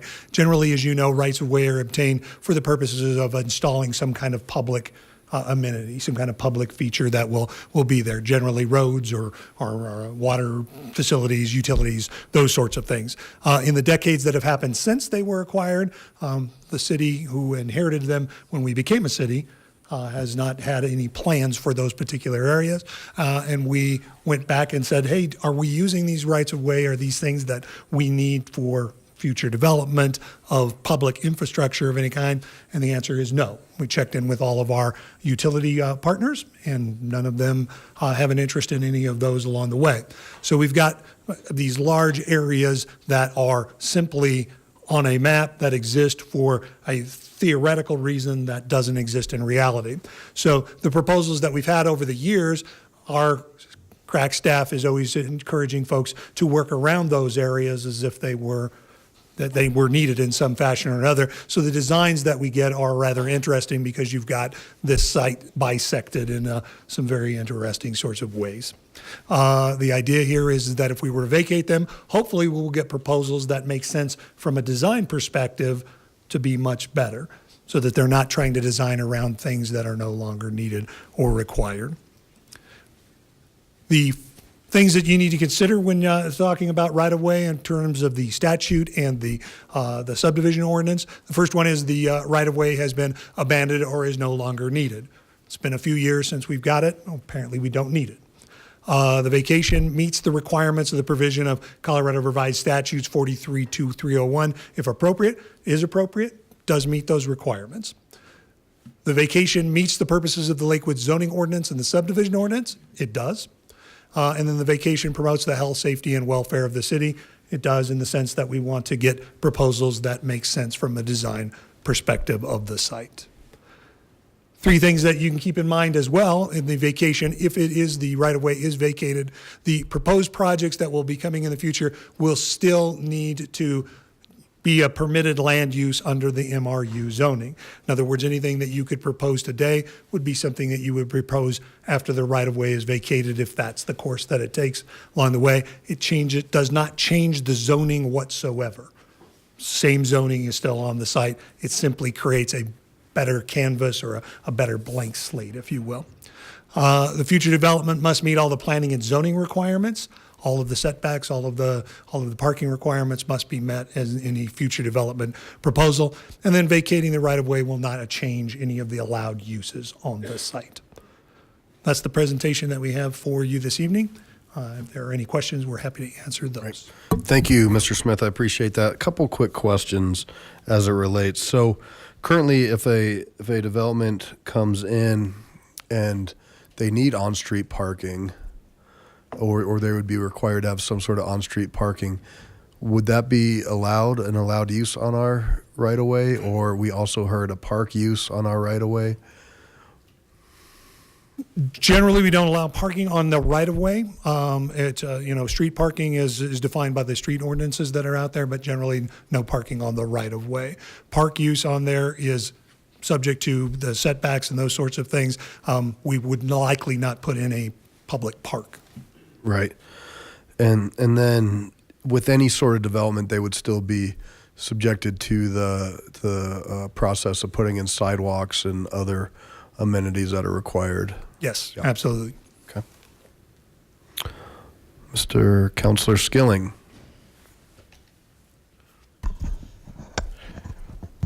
If we don't vacate the land, and this might be a really silly question, if we do vacate the rights of way, who then owns the land?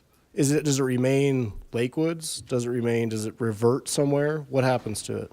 becomes absorbed into the property, which it's where the property is right now. In other words, we don't own the actual land, we own the right-of-way over the land, so you can't build it, but it is currently part of the existing property. Right, so as I understand it, then it's just it's an easement, but it would go back, the easement would disappear, the property owners could do it what they wish with that actual piece of land that's vacated.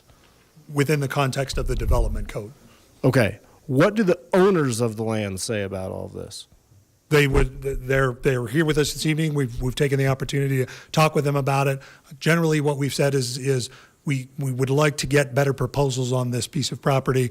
We have a right-of-way that we're not using, so that it's a chicken or egg kind of argument. Can we get the vacation of the right-of-way to get better proposals, or do we go through the proposal process to wind up with this right-of-way discussion down the road?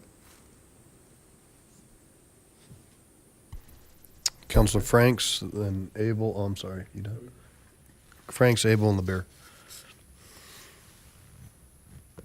Well, I'm sort of going to pick up sort of on the line of questioning that Councilor Skilling had. So obviously, if would it be a fair statement to say that us taking this action, if we approve that, it improves the sales price of a property? I can defer to Mr. Graham in terms of the way in which the statute works, but generally speaking, rights of way are not to have compensable value. So in other words, you can't charge for the right of way, you can't sell the right of way, you can't do those sorts of things. It's not exactly the same kind of real estate concept that. I understand that, but I'm saying removing that makes the because it gets a whole lot different uses. So I'm just trying to understand, removing them then gives a whole lot more flexibility for larger developments, that type of thing where setbacks can be different. Because do setbacks have to respect the easements? Setbacks have to respect the rights of way if you're developing around White. Okay, so that does offer some additional protection. So if I have this band here and this band here, and I have setbacks from that, then neighborhoods get less looming buildings. Would that be a fair statement if it were to be, because it's a mixed use, right? So it can be a fairly significant mixed use, heavy development, high density. All of the development uses that are available today would then be available then, yes. And so we're proactively doing that maybe to entice rather than waiting for someone to see an opportunity? Yes, we're trying to make the site more amenable to better proposals for development. And who's defining what the better proposals are? I mean, I'm just saying we know our communities, and so I'm just trying to understand who's making that determination, because I'm not seeing, I'm just trying to, who is it making it better for? What is that outcome that we're trying to achieve? Because that's not clear to me why we're taking this proactive, almost prescriptive approach.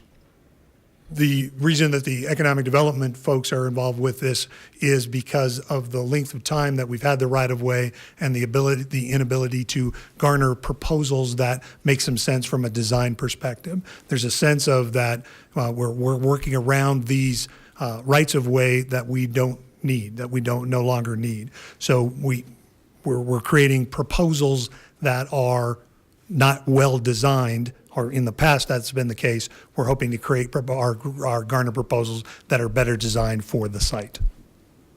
Gotcha, knowing that the overlay zoning was, again, not something that many of the community knew how that would impact them. I'm just trying to understand, kind of dig a little bit deeper.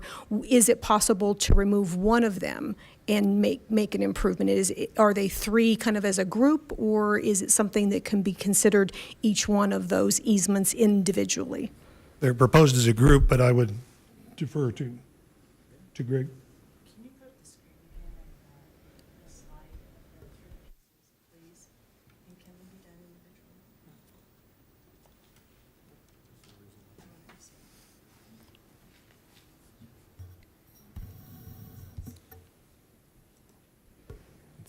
Take a look at this.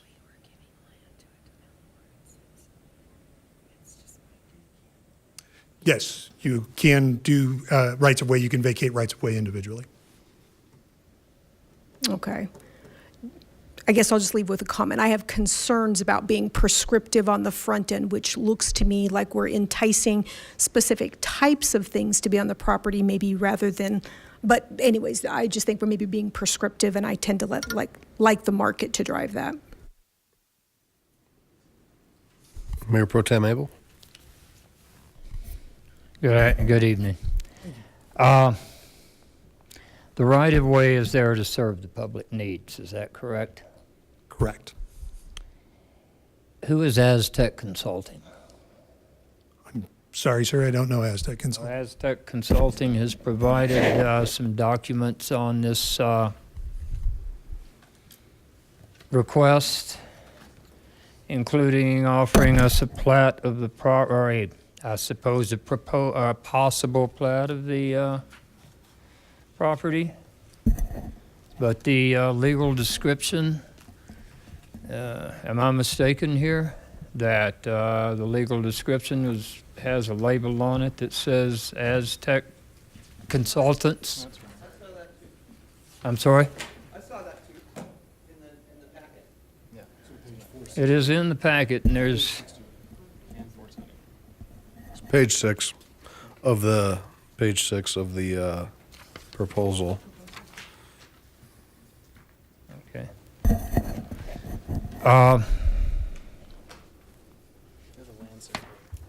They're the land surveyor, I'm told. And the I see what you're referring to now, and these are exhibits that were in existence from our property maintenance, our property management folks. okay.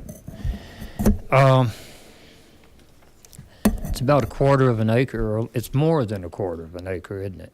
100 feet by 40 feet. I believe it's a little more than that, works out to be 11,000 and change. Somewhere in there, yeah. An acre is 44,000 square feet, so this is an extra quarter acre that will benefit certainly the developer. It was set aside to serve public needs. I believe we had a previous development in which they asked us to, in Ward 2, they asked us, Greg Alonowitz project, they asked us, was that an easement or a right-of-way? They asked us to abandon an easement. But I kind of look at this the same way. We got something out of that for, that serves the community. And I think if we're going to give away a quarter of an acre, more or less give away a quarter of an acre, that we could, while we can't sell it, we could ask for, to make a deal. Perhaps we could secure from the property owner some idea that that would be set aside for an amenity. It could serve his future tenants as well, but you know, as Mr. Ditson had said, a few trees, maybe a bench, something out there to break up the imposing project from the neighbors across the street. Yes, we can, as development were to occur, obviously there's that moment where you're working through some of those details along the way to get those in there. In this particular thing, the right of way, because it doesn't have a compensable value, it's hard to be able to say we want to trade this for that, because it still makes it a compensable. I don't want to trade the property for anything but a benefit for his, or for their future development. So is it possible to dedicate with some kind of provision? I think we have a response that will help clear things up. Thank you. Councilor Abel. Excuse me real quick, Mr. Smith, do you want to just take a seat for this one so you don't have to stand there? Thank you. And members of council, my name's Bria Pafford. I'm the case planner in our planning department on this. And Colorado state statutes actually set forth the regulations about how a municipality can vacate right of way. Typically it's by ordinance. And then where the property goes once it's vacated. So it's really not up to the individual municipality, as far as I understand, to say what can happen to it or who the property owner that it can go to. They go back through records and determine the property which the right-of-way originally came from, and then they will work that and determine who it goes back to. So it again might be good to have city attorney clarification on this, but it's my understanding that it's all governed by state statutes. And I understand that we can't sell it under those state statutes. That's not my question. Mr. Graham, did you want to weigh in? Mr. Abel, I think if I'm understanding what you're getting at, the concept would be for the city to retain the rights of way and then allow easements over the rights of way? No. I'm saying that if we vacate this right-of-way and give him access to another quarter acre of developable property, I would hate to see more units crammed onto it. And right-of-way was taken to serve the public needs. I'm sure if it goes back to anyone, it would go back to the original parcel and then become part of this, whatever deal is worked out for this project. I'd just like to see an amenity there. I'd like to have a little bit of buy-in from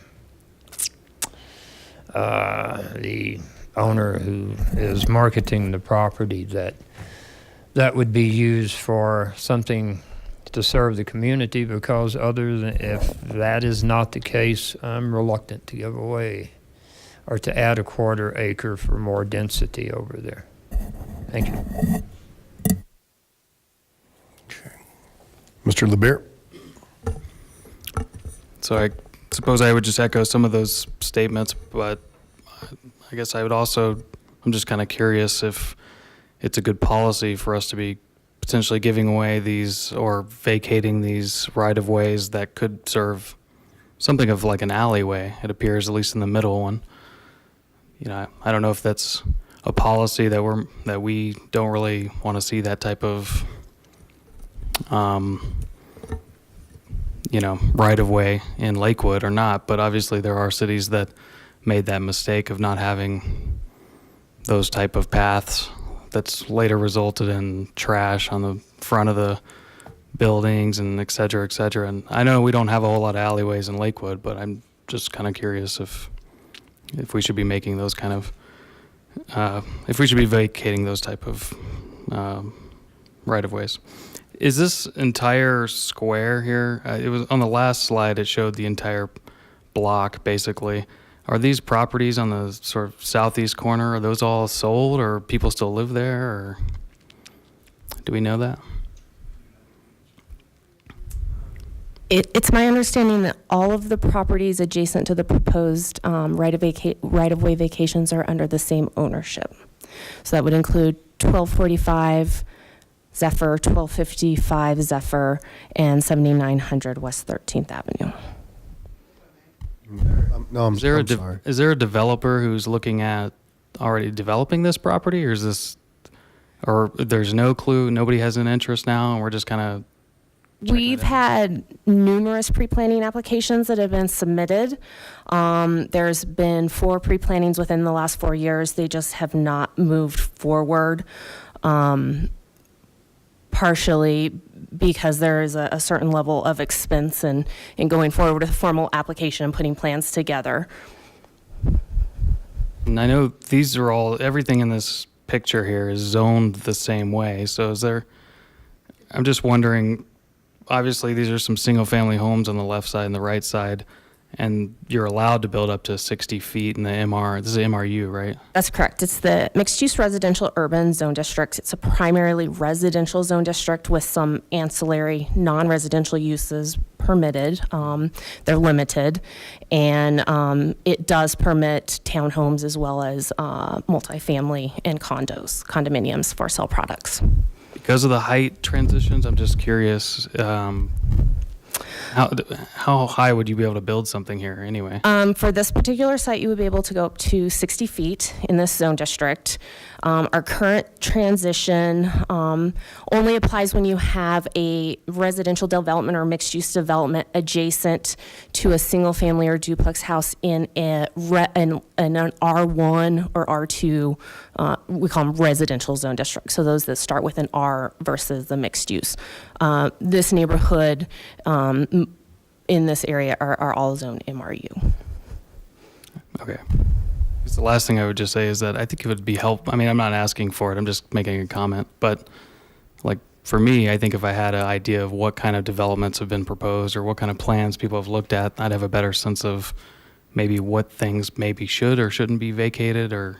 With respect to the pre-planning, we haven't received any formal applications, and pre-plannings are definitely exploratory, so they don't all move forward. But they have been multifamily. The most recent one was for a for-sale condo development. And was that primarily in the 7,900 part of this parcel, or do you know? For all the properties that we're looking at right here. Okay, thanks. And so I would just echo that, and maybe going forward to not exacerbate this, but and we still have some more council members that want to speak. It would seem more prudent if there was a more formal application with somebody before us saying, "Hey, we'd like to do this. Would you be interested?" And I think having that understanding, then you'd have the neighborhood that could weigh in as well. So it might be a little bit premature, but I certainly understand what we're trying to do. So it's just kind of trying to find that balance. Councilor Johnson. Thank you. Actually, this particular project is frankly very near and dear to my heart. Our first home was on the north side of 12th between Zephyr and Allison. And frankly, one of the reasons we moved was because of high-density apartment houses that started to come in on 12th. The neighborhood never recovered from that, and it still hasn't. This area historically was very agricultural, and I'm just not comfortable with going down this road. I cannot support this. Thank you. Councilor Harrison, then Vincent. Thank you, Mayor. One thing that I just wanted to state that the owners of this property have been paying taxes all along on both what they own and also on the rights of way. So we're not giving away, the city isn't giving away any property or value there. The owners got that and has had it all along. What we are doing, though, by giving the rights of way would be that they would have an additional use in that. Maybe the idea would be to approve the skinny narrow right of way and the triangle right of way, and maybe convince the future developers to save those trees. I could go for that if that would be something that everybody else would consider. Councilor Vincent.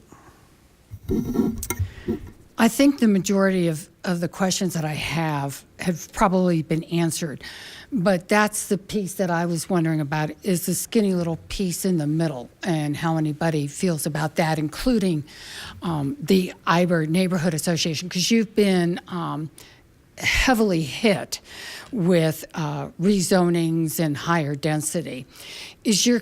Am I allowed to ask the person a question or not? No? Ooh. Paul. Okay. No. All right. Then I would agree with, I would like to see what could be developed there, because it sounds like the developments that have come in for pre-proposal have been 1245 and 1255. So it would be that whole from Allison to Zephyr, 12th to 13th, just about. That's certainly a possibility. Okay. I'm sorry. I'm sorry. You won't even let me ask a question. Okay. Yeah, you can imagine if. Okay. Oh, I got to keep some order. Some order. So, if you want more information or want to continue this, you can make that motion. Or if you want to make an amendment to this, you can make an amendment. or if you'd like to do an up or down vote, we can do an up or down vote. Which do?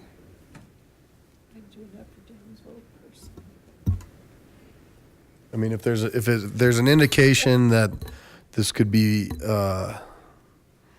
there could be a better fit to this with the neighborhood coming on board, then you can postpone it for another, till our next regular meeting. I mean, public comments closed, you can figure that out, or again, up or down, whatever you want to do. But let's keep moving. I move that we have an up or down vote then. Can I Okay. do that or not? And I second it. Whoa, up.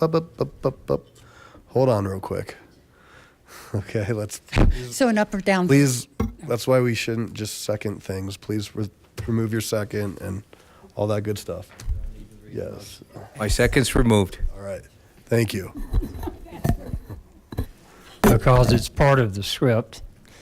I move we vacate a portion of the right-of-way for Allison Street, a portion of the alley within Block 78, Lakewood, Colorado, and that portion of said Block 78 described in Book 772, page 424. I second. A motion and a second. Any more discussion? All right, please cast your votes. You're right. Yep. Okay. All right, and the motion fails 0 ayes, 10 nays. The nays being Paul, Roybal, Skilling, LeBeer, Abel, Vincent, Beta, Johnson, Franks, and Harrison. And I would just re-echo that if there is something more substantial and there is interest, I think that would be a worthy. Consider. Yeah. Thank you. Thank you. The clerk, please read the next item. Item 19, Ordinance O 2019-7, repealing and replacing Chapter 5.38 of the Lakewood Municipal Code as it pertains to the Lakewood Liquor Licensing Authority. Okay, I'll now open the public comment hearing portion of this. Nobody's signed up. Anybody wish to speak? Seeing none, I'll close. Ask for a motion. Mayor, I move that we repeal and that we repeal and reenact Chapter 5.38 of the Lakewood Municipal Code pertaining to the Lakewood Liquor Licensing Authority. Second. All right, we have a motion and a second. Any discussion? Please cast your votes. And that passes 10 ayes, 0 nays. The clerk, please read. Item 20, Ordinance O 2019-8, amending the Lakewood zoning ordinance. Okay. Mr. Parker, good evening. Are you our presenter?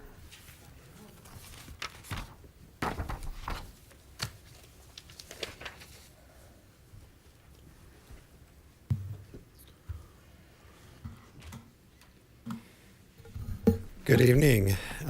Travis Parker, Planning Director, here to present recommendations for mixed-use changes in the zoning ordinance. Council has seen all these before. I'll be as brief as possible as I run through the 13 recommendations. And just a very brief background, as you're aware, there have been over 25 public meetings on these recommendations between the Planning Commission, the Ad Hoc Committee, and the full council. So this would be the 26th meeting on mixed-use zoning changes. The first of our 13 changes is to the purpose and intent statement in Article 1. This is the section of the code that lays out why the zoning ordinance exists and what its authority is. This would add a statement to the end of that list saying that one of the intents of the code is to promote mixes of commercial and residential uses within mixed-use zones. The second recommendation would update the conflicting provisions section. This is the section that lays out what to do when certain portions of the code conflict with other portions, and it would change the word graphic to the phrase illustrative figure. We had a lot of debate on that.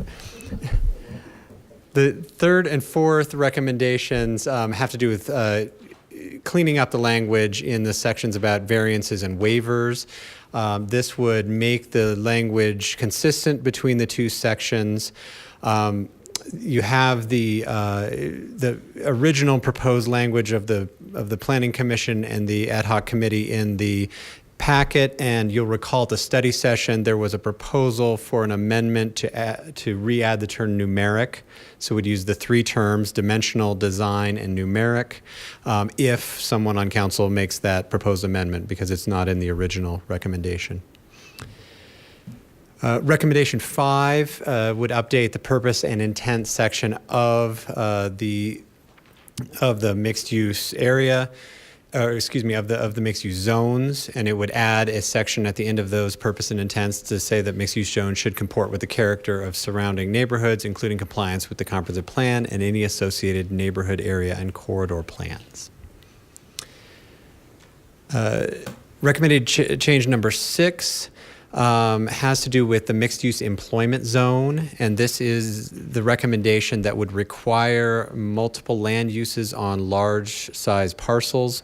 So the current recommendation would say that parcels above a certain size, and council has yet to determine if that size would be 3, 5, or 10 acres, those parcels would have to have 2 or more uses on them, and 50% of those uses would have to be employment. You do have, I think, a potential amendment in front of you to this recommendation. And I should clarify one error in the report. The report, attachment A, contains 2 item 7s. The second item 7 is actually a corollary to this recommendation. So if this recommendation is adopted to make changes to ME zones, one of the things that needs to be done in conjunction with that is to change the table, to change the from P to L, from permitted to limited, the uses in the table.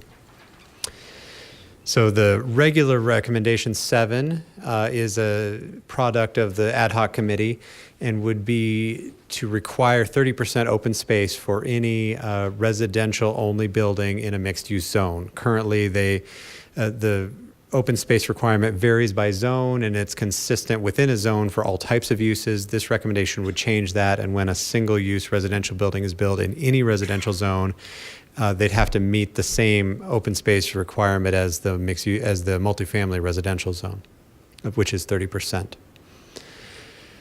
Recommendations 8 and 9 would modify the language and the table for the mixed-use residential zone.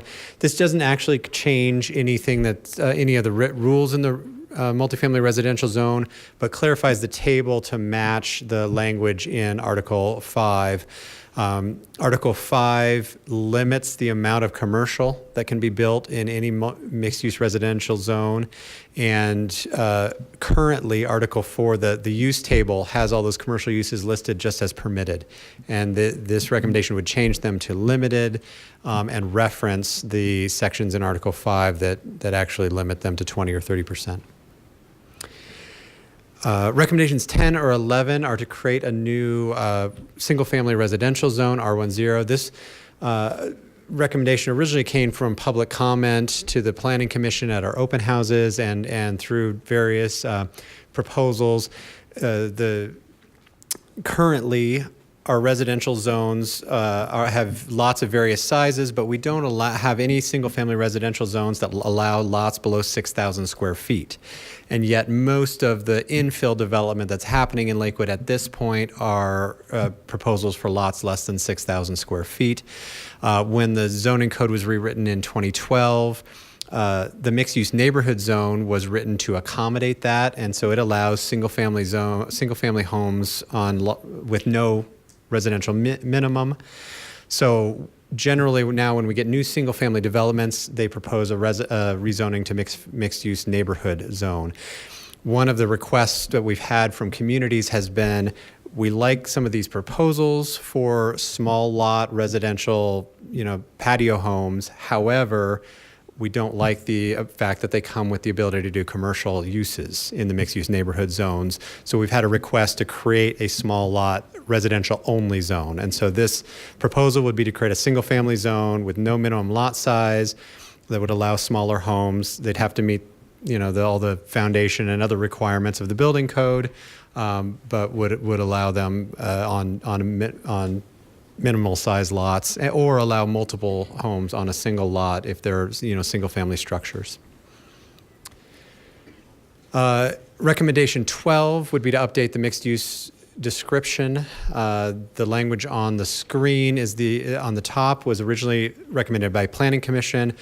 The ad hoc committee has recommended a potential amendment replacing the yellow language from the top section with the yellow language at the bottom of the screen. And I understand there are potential further amendments available to you this evening, as well as finally, recommendation 13, which would update the mixed use definition at the end of the code. Again, the top language is the Planning Commission recommendation. The ad hoc committee had recommended changing the yellow language from that with the yellow language at the bottom of the screen. And my understanding is you also have a potential amendment to this one. With that, I'll wrap up my comments and be available for questions. Great, thank you. So we're going to open the public hearing on ordinance 2019-8. Ms. Judson? There you are. You moved. Welcome back. And then Ms. Williams, you'll be next. Hello, I just wanted to make a few points. I would really like to see the multi-use zoning use table be amended to so that it classifies multifamily residential projects as an L, not a P. He mentioned another part of the zoning ordinance, but the part pertaining to multifamily residential, that it be converted from permitted, which would allow any density, to limited. And then it's important too that the residents of Lakewood in general would prefer less density. So I would like to see the city set residential density limits. So I don't know if we're done with this. I would suggest we defer this to another session where we could have it earlier on the agenda and have more public comment, because I'm sure other people have comments. But another reason for putting it on the agenda is that I don't think it was fully described when this agenda came out. It said amending the Lakewood zoning ordinance. That's a little bit general, and maybe people didn't really understand what we were doing. So I would like to suggest we revisit this in another council meeting and allow the public to comment on these recommendations that were summarized. And I would like to see us change the use table for the multifamily residential to L rather than P, and to limit our residential density. Thank you. Thank you. Ms. Williams, good evening, welcome. Thank you. Good evening, Mayor and City Council. My name is Heidi Williams, and I am the Director of Government Affairs for the Home Builders Association of Metro Denver. And so I know I've sent a letter in with our comments, but I just wanted to be here tonight to just maybe explain it a little bit further. We're a little concerned about the minimum requirement in item 1 of section 17.5.3.6.f because 30,000 square feet is approximately 30 dwelling units. We believe it would be really hard to attract commercial development with a small complex of apartments or even condos. And so that was a concern for us. We also want to clarify in the code whether the requirement for multiple land uses on the parcels, depending on what acreage you all choose, applies to or overrules the PUD. The language was a little vague, according to our members. Additionally, in the employment type land use, it says it must comprise 10 to 40% or more of the proposed land uses. We think this number is high. 5% would be more reasonable. We're concerned that the high requirement may devalue existing retail or commercial uses.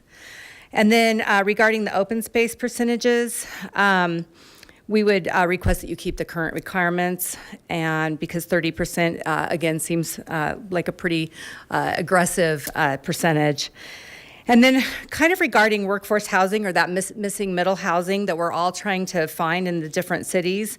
Currently, large multifamily dwelling units have traditionally been for rent apartments based on our condo litigation laws in Colorado. However, if a condominium project were to come in, it would be difficult because you would have for sale product that would be managed by an HOA, but then HOAs don't manage commercial. And so if you've got those two components in the same building, we think that that would be really difficult. And it would also limit the ability to build townhouses because you can't put commercial below townhouses, so you'd have to reserve a large plot of land just for commercial. So we just wanted you to keep that in mind when you're looking at your amendments this evening. And again, I think the zones, the way I read it, are on the major arterials, but we obviously wouldn't want this type of zoning to be in a residential area that isn't attracting a lot of traffic, right? That's not getting a lot of exposure. So those are our comments. For the most part, we're pretty happy with it, but would love it if you would take those into consideration. Thank you so much for your time this evening. Great, thank you. Anybody else? All right, Paul, come on down.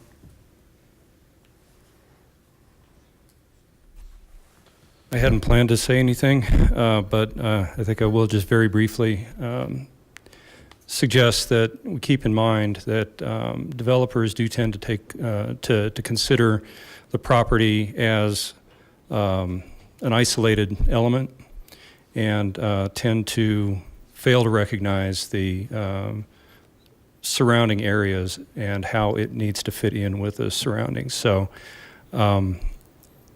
the point about density, I think that the developers might see a real potential to densify, but they're not taking into consideration the greater area and the impacts that it might represent to that. Thank you.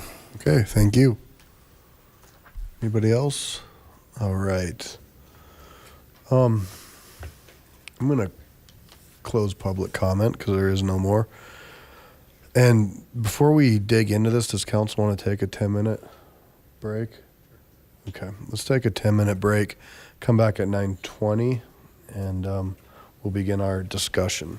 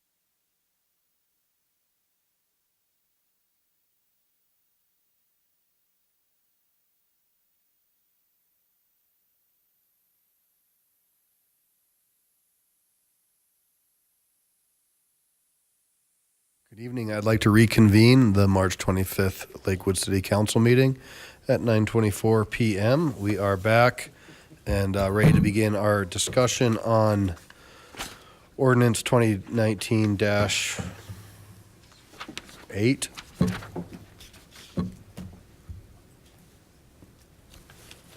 Okay. So for council, if you're following along, you have your packet, and then you also have the side-by-side with some proposed language. So we'll start going through all those when we get to the proposed amendments. I'll have Councilor Skilling weigh in, and then we will do a voice vote on those and try to adopt this as clean as we can. So with that, I'm going to ask for a motion by Mayor Pro Tem Abel, and we'll get this going. Sorry. On my cheat sheet here.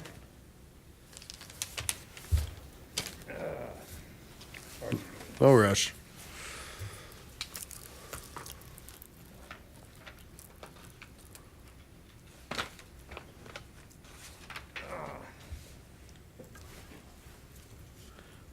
Mayor, I move for adoption of, these are all, here it is. I move to adopt the amendments to the Lakewood zoning ordinance relating to mixed-use zoning. Second. Okay, so one second. Mr. Graham, did you catch that motion? Does it need to be clarified into the actual code numbers? That's what I have here, 8. If we're on the cheat sheet, we're cool. Okay, let me make that again just to make sure we're covered. I move we amend the Lakewood zoning, I move for approval of ordinance 2019-8, amending the Lakewood zoning ordinance relating to mixed-use zoning. Second. Awesome. I appreciate that. Okay. So, here we go. Item number 1. There were no proposed changes in items, looks like items 1, 2, 3, and 4. So no changes recommended other than what you see here. Councilor Johnson? Thank you. I should have said something sooner. On item 2, we've got where any illustrative figure of the zoning ordinance conflicts with the text shall govern. Isn't it possible for us to have text and a figure that match? I mean, I'm kind of a visual person, Sure. so when I see something, I look at the picture, and it just seems to me that they can be congruent. I don't know why we have to have it so that if there's something here and then language, that to me is confusing. No, I appreciate that. And I think there was discussion related to that in the committee. So, Mr. Parker? It's certainly the text and the graphics are meant to match and generally do. I think this is the contingency. If something is wrong or determined to be wrong, then we go with the text. But in every instance that we're aware of, and our intention is that all the texts and the figures do match.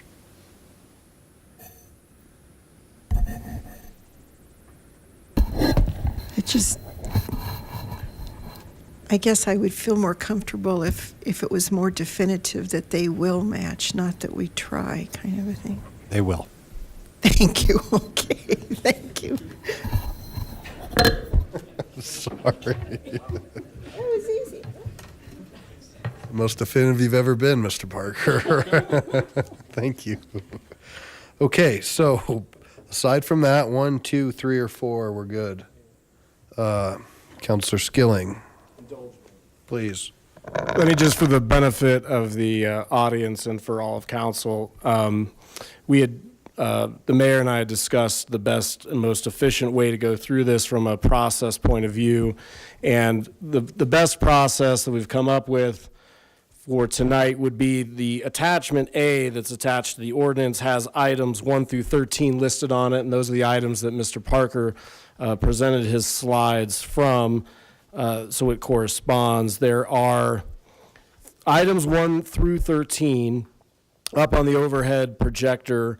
I have proposed certain amendments to some of the items, specifically 5, 6, the double 7, the extra 7 that we'll need to renumber, that relates to a P and an L, and items 12 and 13.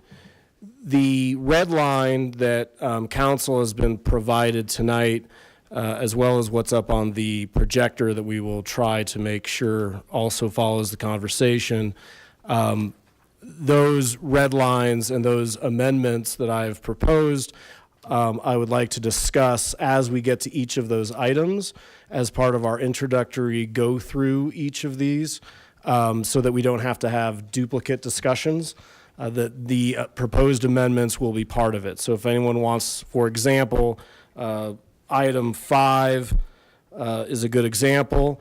Item 5 in the packet and the proposed attachment A, item 5 has things like, it has the purpose and intent. Well, in the amendment that I've proposed would eliminate all of the purpose and intent language. So that is what is expressed on here. It then also would add a short historical paragraph to plainly define what mixed-use districts are. And I may add that many of my amendments, the goal is to get rid of aspirational language where appropriate and get rid of ambiguities. And I think with the proposed language, we have accomplished both of those things, hopefully. So with that kind of a caveat or introduction, that's how I'd propose that we go through them. As the mayor stated, items 1 through 4, there were no amendments to that, but obviously everything is open for discussion. And I am aware that R10, there may be an amendment to take that out of this mixed use discussion, table it for a future discussion related just to that, as it may not be ready for prime time just yet. So with that, thank you, Mayor. Appreciate it. All right, well, with that, we are actually on 5, unless anybody wanted to change 1 through 4. Mr. Parker? Just to call your attention back to the study session, there were some council proposals to amend 3 and 4 to include the term numeric, and that's an amendment you'd have to make.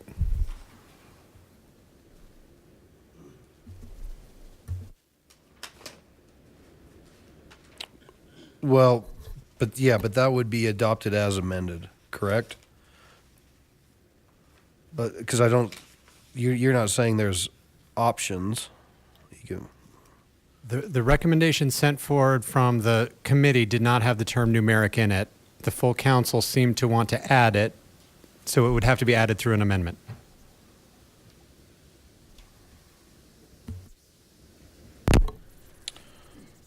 so numeric is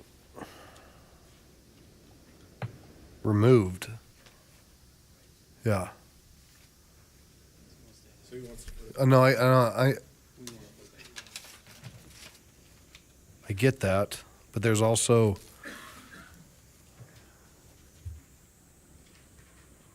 other deletions.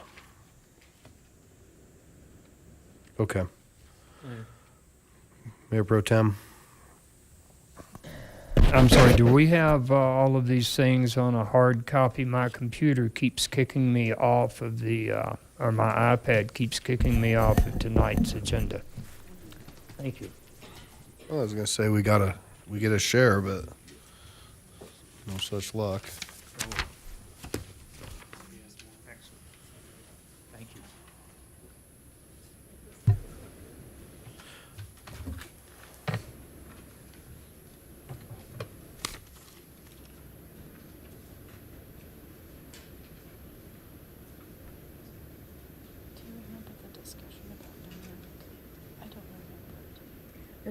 Okay, council, what would you like to do on 3? 4 doesn't have it, Mr. Parker.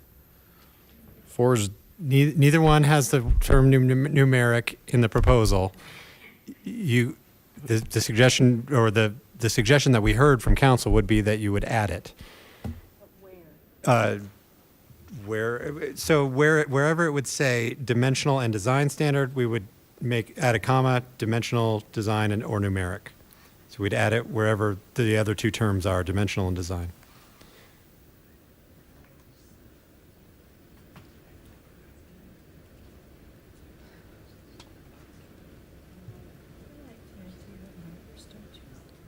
No. The problem is, I think where the confusion is under A, you'd see what I'm talking about. So today it's in the code. And the proposal from the Planning Commission and the ad hoc committee was to remove it. And the discussion at the study session was to keep it in. So the recommendation before you now is to remove it. You'd have to amend the recommendation to keep it in. If you want it in. Yeah. Yes, sir. One of the reasons we're removing some of this language is we have a dimensional and development standard. How do you get 20% of a development standard? The proposal has the word development standard removed. So the remaining would be development standard or dimensional standard or design standard. Right.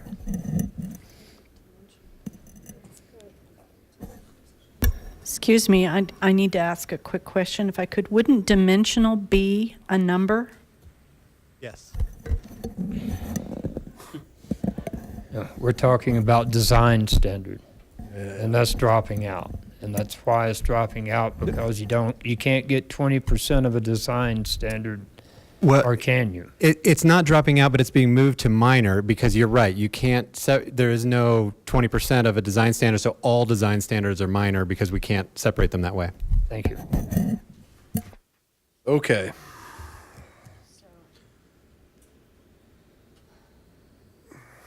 Counselor Vincent. So you're saying to put numeric back in, Counselor Abel? To leave it in? No.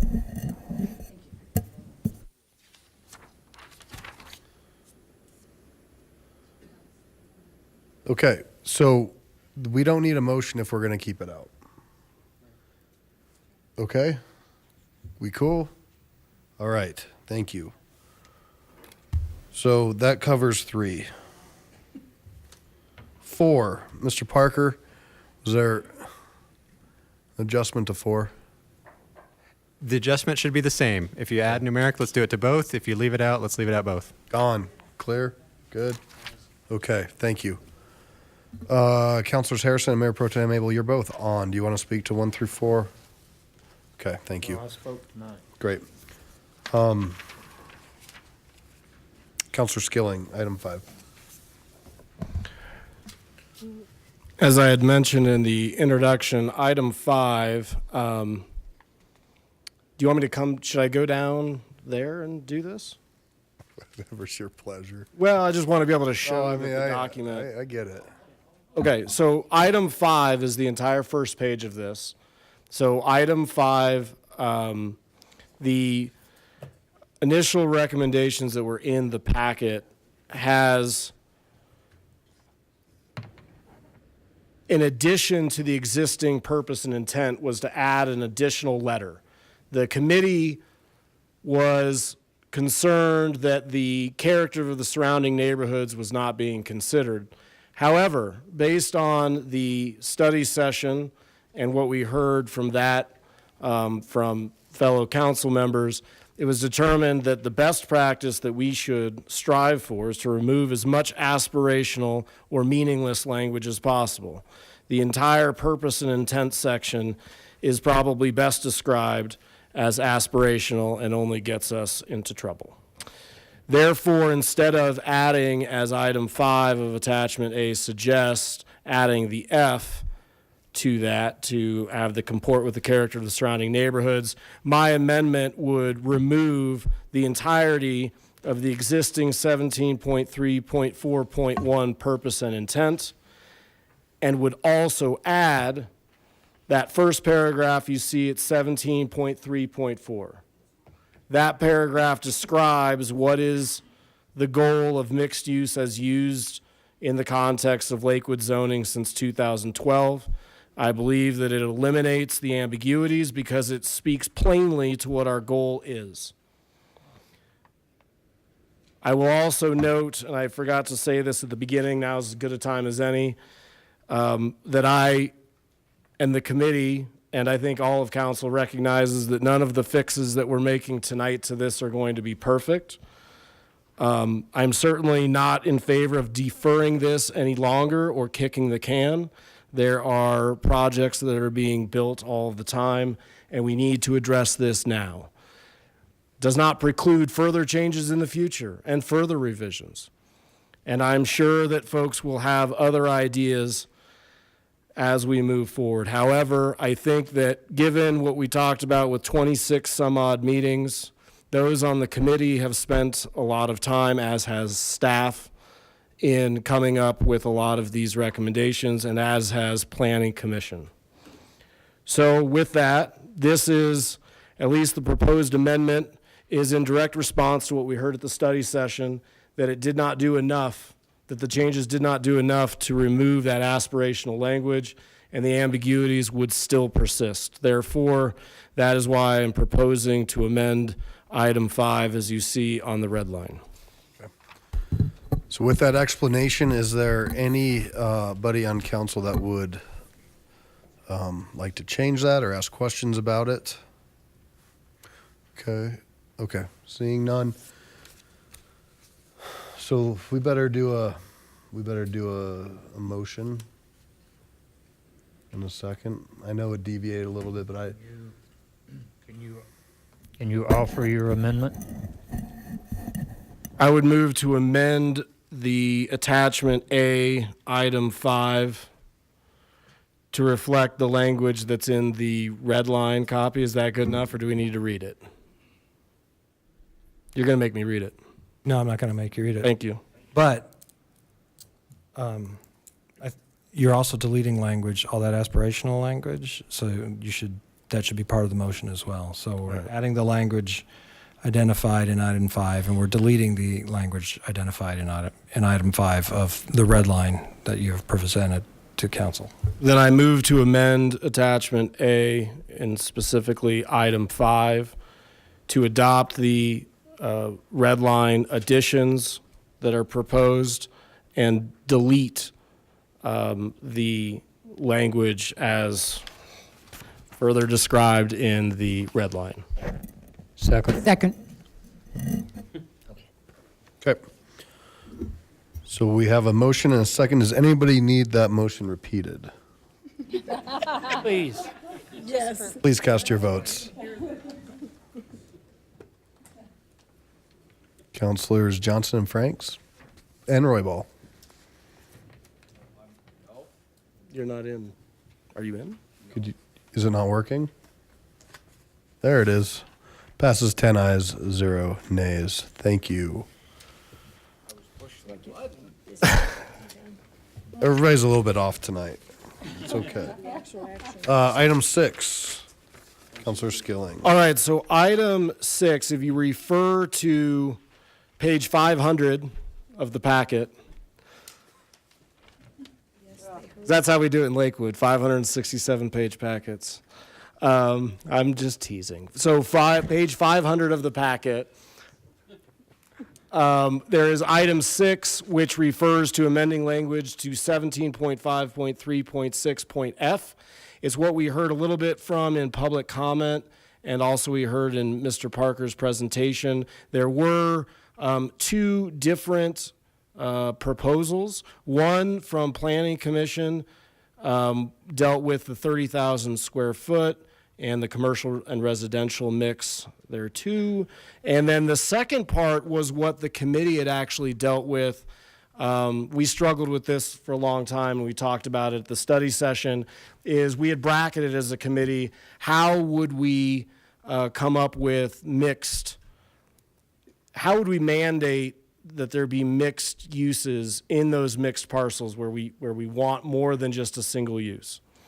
And the committee had come up with item 2 there, which had us deciding whether that would be 3 acres, 5 acres, 10 acres, and then within each of those, what percentages we would actually mandate be more than one use. Better way of doing that is to propose that, as you see up on the screen there and in your the amendment red line, that all of item 6 be deleted, and in its place, the new section of 17.5.3.6.f be added, and that in all of the ME zones, so the mixed employment zones, the amount of residential would be capped not to exceed 50% of the total building area. So what that means is in our mixed-use employment, which has historically been commercial areas and where everyone agrees that we want to see more employment-based activities, in those particular parcels, you can build as much employment-based as you want. You can go single-use all you want. If you're going to build residential, however, you are going to be capped at the 50%, which would then require you to do more than one use. The old way, it was pointed out, if we did the 3 or the 5 or the 10 acres, if you had somebody that wanted to come in and do exactly what we wanted on a mixed-use employment, which is build some kind of campus or commercial or what have you, they would be unable to do that. They would have to build more than one use. This accomplishes all of the goals the council has expressed, that the committee has expressed, and that the public has expressed. And I think this does it well. So with that, I just want to make clear that item 6, as you see on your screen, all of that language would be deleted, and in its place, you will just have what amounts to basically the 2 sentences there. So with that, and before you make a motion, if there's no questions, would you just want to add that next one? Okay. So what I would propose then also is I have the sick after item 7. That's the typo in the packet. There's 2 item 7s. So how we would remedy that, the second item 7 deals with changing the P's to the L's as it relates to these MEs. So because we are putting in a restriction on these mixed-use zones, that P that would normally be there for the residential would necessarily be turned into an L because we are attaching this rule to it. That second item 7, probably best to move it within item 6, and then we can take item 6 all together. That would combine the red line item 6, and it would combine the existing second item 7 in the packet.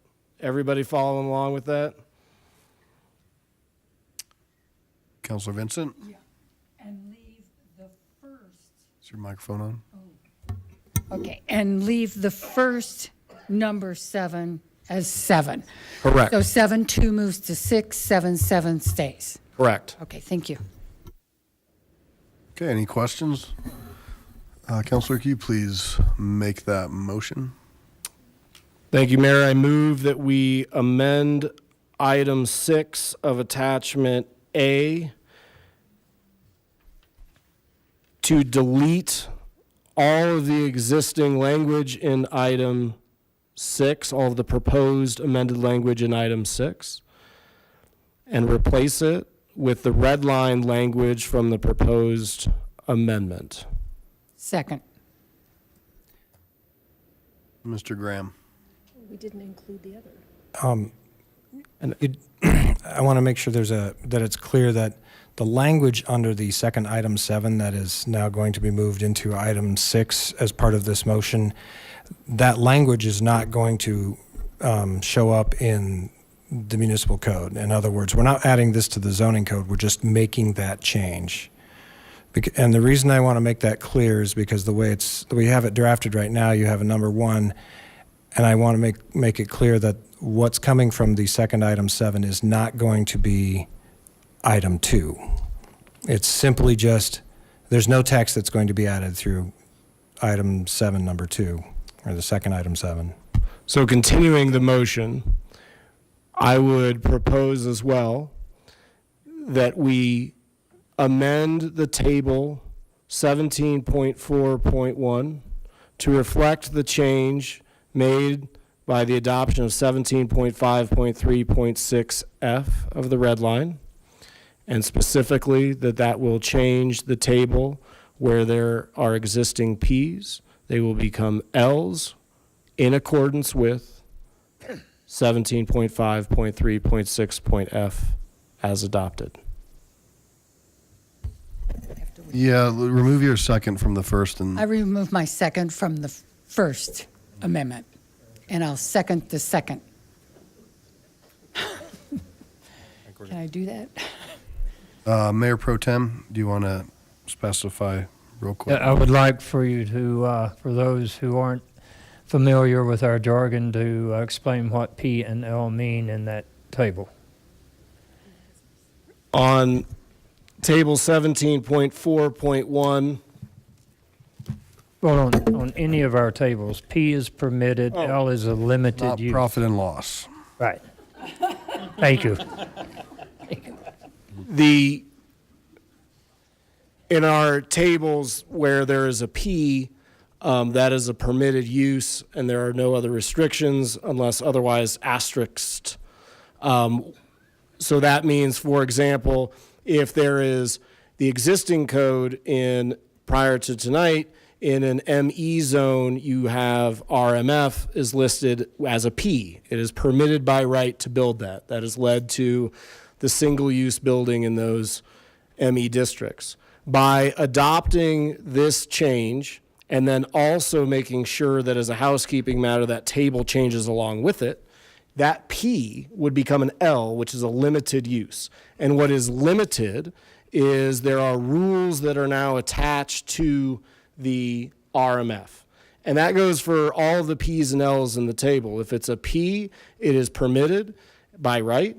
If it's an L, that means that it's referencing some other rule that you must abide by. And in our code, that is referenced. So that either by asterisk or it'll reference a particular provision in our code.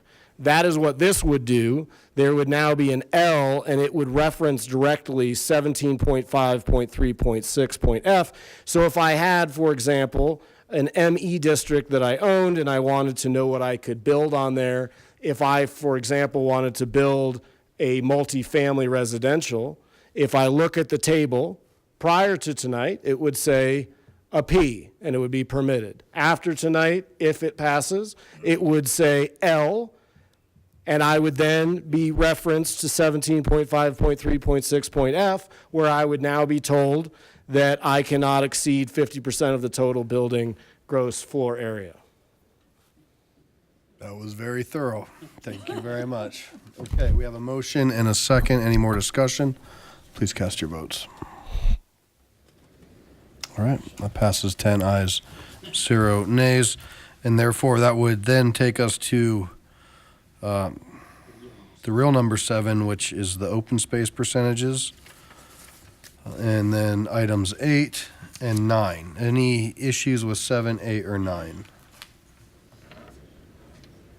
Mr. Parker, anything that needs to, I guess on 9, do we need a?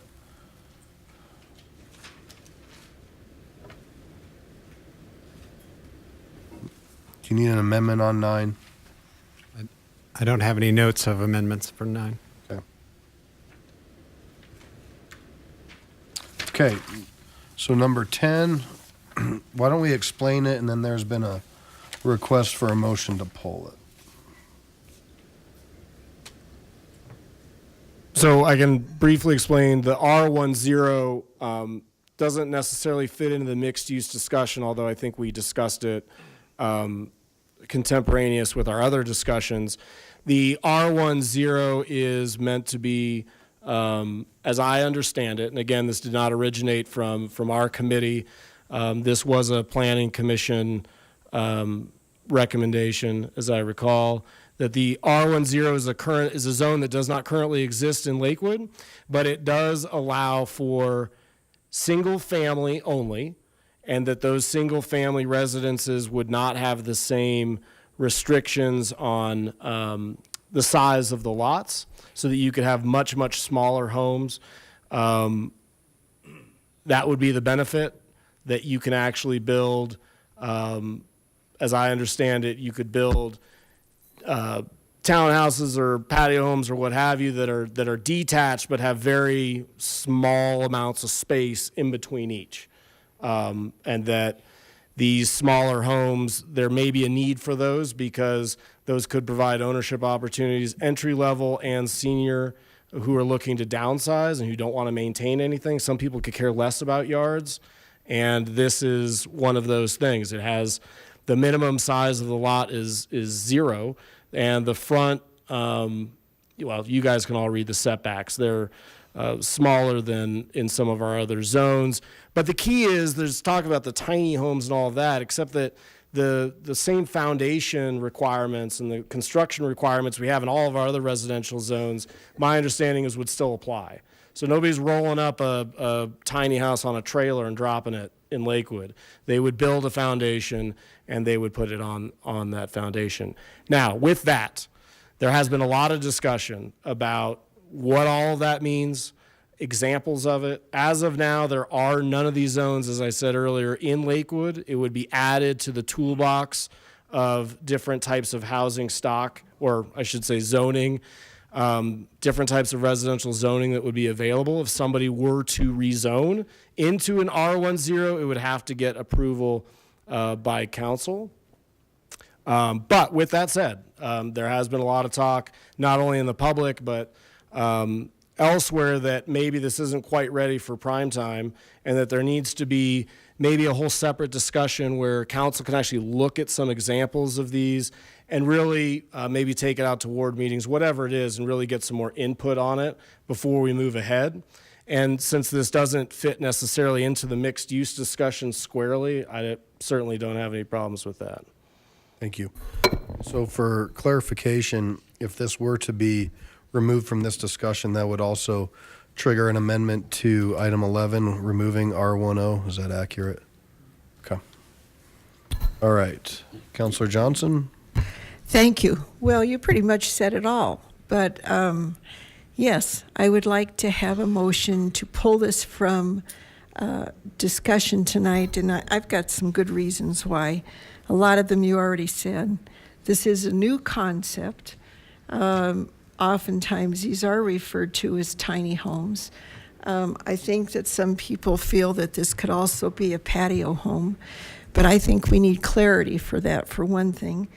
And from reading and doing investigation into other cities, it seems to me that we can learn from them. This has not been around that long. Let's kind of pull back and see how it works in other communities before we go straight into this. I think it does need a lot more discussion in our community. A lot of people aren't even aware that this is even being looked at tonight. Let's take it to our ward meetings. Let's give it some thorough vetting. When I think of this, frankly, I think of tiny homes. And when I was speaking with Councillor Roybal earlier, we've got parking issues with this. When you have such small land for homes, I just see all kinds of issues coming up. Plus the schools, the impact. For the last year or more, all I've heard about is high density. And this to me is just another way to be looking at creating a different type of product for high density, if you will. I think we need to pull this, and we just need more talk about it, more thought what we're doing to our community, really. So I'll come back and let you make that motion. We have 2 more lights on. Councilor Harrison and Mayor Pro Tem Abel. Actually, thank you, Mayor. I'm going to ask that we would not pull it, and here's why. I understand that it may not fit in tonight's discussion about mixed use, and I'm okay if we move it to another night to discuss, but I don't want to lose this because I really do believe this is a very viable option to be considered.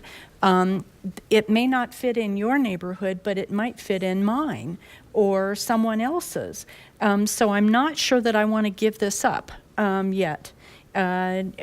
putting stock racks around it so that we have a better idea of what it looks like, I can support that. But I do not want to completely take this off of our list and never do it. I think it's a real valuable tool for future home ownership. Mayor Pro Tem Abel? I agree that it can be a very valuable tool if used in the proper place. And that's one of the reasons council would have to approve it. My concern is, though, that I would hate to see 3 empty lots in a neighborhood of single-family homes or R2 zoning have a single lot thrown in there that would be R10.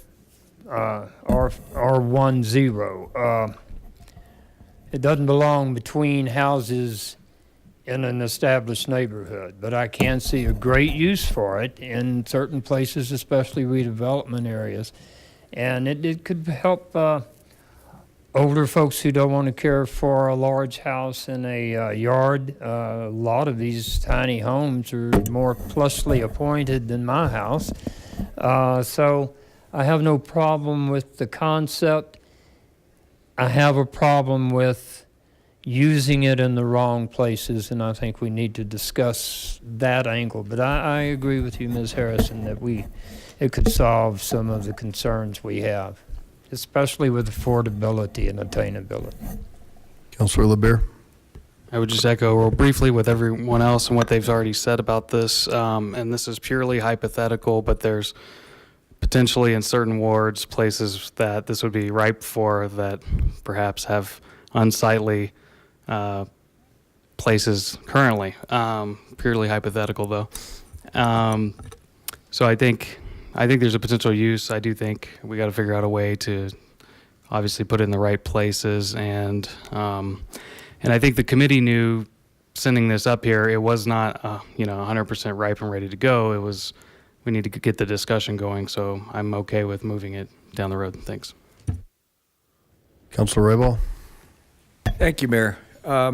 You guys brought up a lot of good points, and frankly, I agree with a lot of them, but let's go ahead and take a look at in the future and some of the issues that we have to deal with, and one of them is parking. And with all these small houses, and the next question is, what are we going to do with parking? And another issue is, let's say if you decide to create a garage, the average person doesn't have money to put their stuff in storage, so they use their garage and they put their car on the outside. These are some of the issues that, like it or not, we're going to have to take a close look at it and say, maybe we should talk about it a little bit more to figure some of these issues out before we move forward. And I would caution all of us to methodically take a very strong look, and let's do it right the first time. And that's what I'm asking. So, let's just pull this back, have more conversation with our community, and maybe we can get some good wisdom from our community and some buy-in and move forward from there. Great. Thank you. Councilor Vincent? Yeah, I think everybody wants to talk about it, but I think we're afraid of losing it so far down the road. And I know there's some projects I think that are coming on for patio homes, which I've heard from council is a necessity, or there's a need out there in the community. So do we come up with, when would the housing committee, I don't mean housing committee, I mean, yeah, the committee come up with discussion on that so it doesn't go too far down the road? Yeah. Well, yeah, we have a full agenda, so we pull it off, and then we'll just have to weigh this against the other 20 priorities that we have just given staff, as well as a potential parking management study as well. So I think, there is, we certainly want to get it right. We also are realizing that we're not setting this zone tonight on any piece of property in the city. It's just another tool and another opportunity. So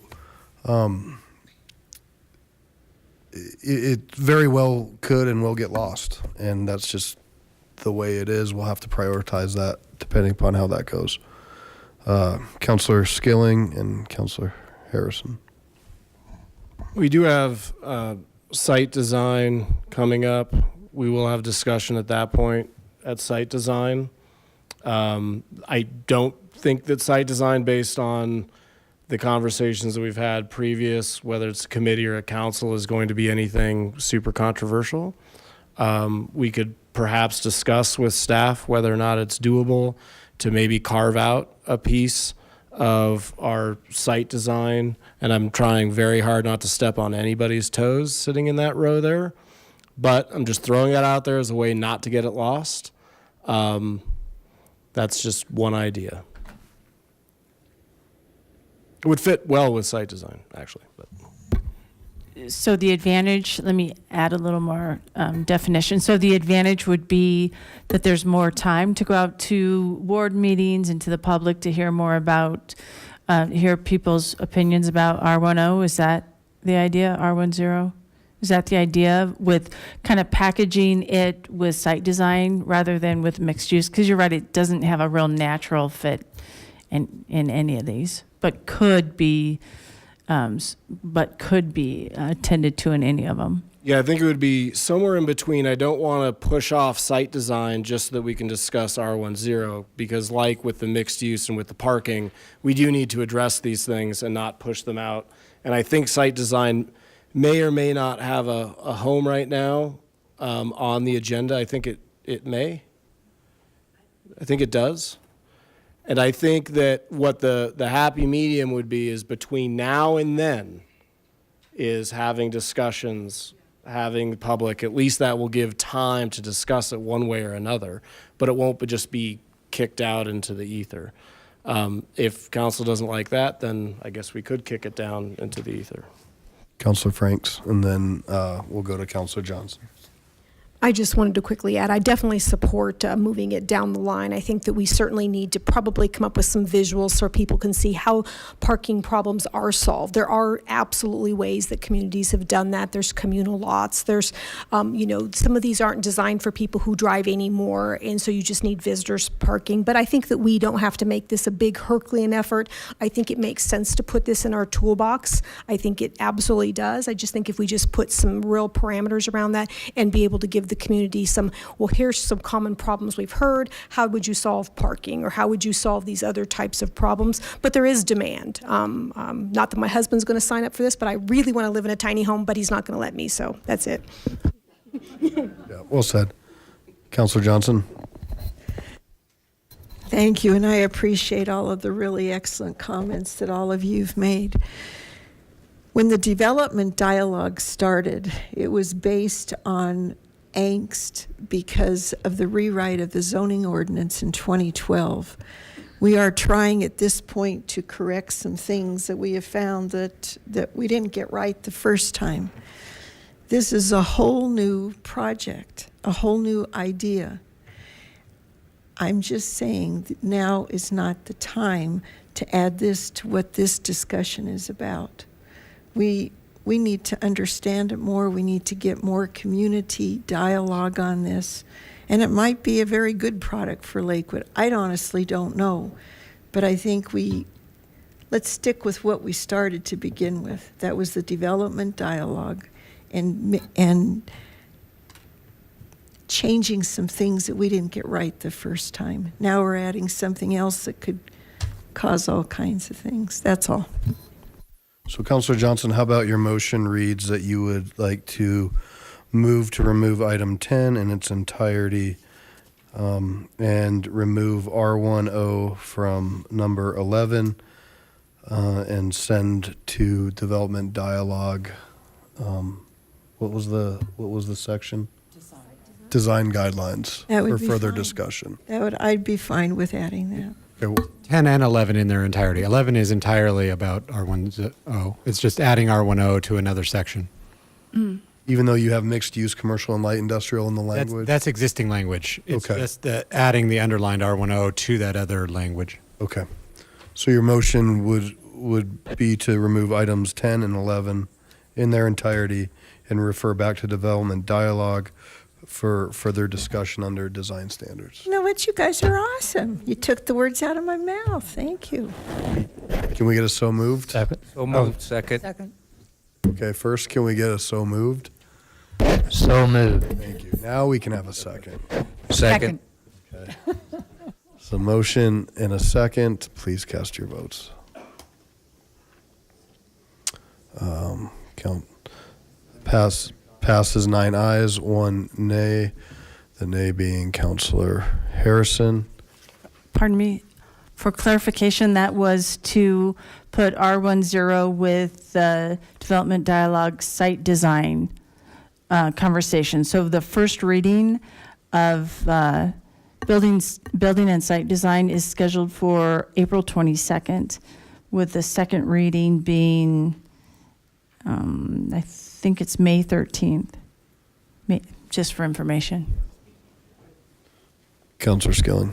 I believe I heard the motion was to refer it back to the committee to have a separate discussion, which, as the chair, I am certainly glad to have, and have an entire discussion about this to get it ready. All of council and the public are, of course, welcome. It takes the stress off of trying to fit this in by April, and the committee would be more than happy to take this on. So I think there's flexibility in the motion in that we said you want to take it up under design standards, but the committee can decide if you need more time or not. Fair? Mayor Pro Tem Abel? Can we, as part of that discussion, have answers to the questions that were raised here tonight? Or responses to the questions? I believe that would be restricting it from R1, R2 neighborhoods, existing R1, R2 neighborhoods, and so that was my piece of it. Let me suggest this, especially since you're a member of that committee. Why don't we have that discussion in committee and try to get that? Well, I was hoping that staff could bring to us some suggestions to enable those suggestions that were made here tonight, and then we can add any questions that arise further in the committee and wrap it all up in time to get back for the May meeting. So I'm going to look to Ms. Hodson. Sure, we can provide all of, we can go back and review the tapes and listen to all those requests. And one is a visual, I think. I heard from Councilor Franks. We can sure do that and then have that conversation at the development dialogue meeting. And if it fits, if you're ready to go, we can incorporate that with the building and site design. If you're not ready and you need more deliberation, then we can put it with the topic after that, which is what, parking? Or it's housing. We wrapped up the parking, so Sorry, forgive me. The housing, which it actually fits in. So Okay, so wherever that fits, that gives you the latitude to determine how much time that you need to have those discussions. And I will volunteer as the chair to take the laboring oar on getting with each of the council members to figure out what their concerns were so that nobody's watching tapes.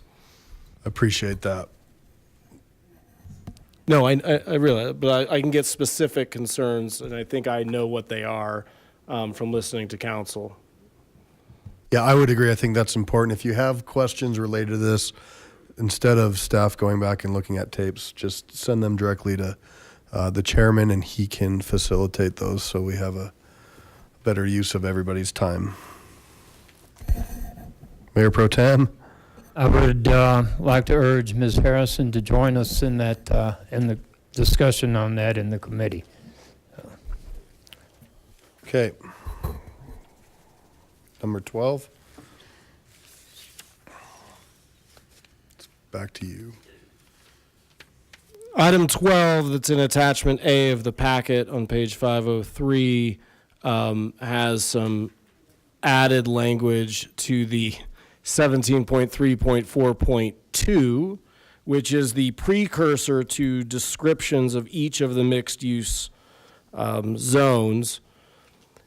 The amendment that I have proposed to item 12 again seeks to get rid of the ambiguities and spells out while it does describe them, which is important to distinguish between the different types of mixed use, what I've added there removes any ambiguity as to single use, mixed, more than one use, etc. For example, on the red line sheet, the proposal on A, mixed use neighborhood, I've added the words allow. So instead of just saying it's intended to accommodate, it is now intended to allow, and that the mixed use buildings and projects are encouraged but not required. So that's what was always missing in the zoning before, is that when folks would go through and look up what a MN, for example, was, they would read all about mixed uses, and then all of a sudden there's just a single use building going up and you say, what gives? So the goal here, in connection with that, the prefacing language that we've already adopted in item 5, that historical paragraph where it really describes in plain English what we're trying to do. Then if you reference this section, it makes clear in those areas where it is not required to have actual mixed-use buildings. Thank you. Any questions? Guess we could somewhat, well, just make the motion. That's cool.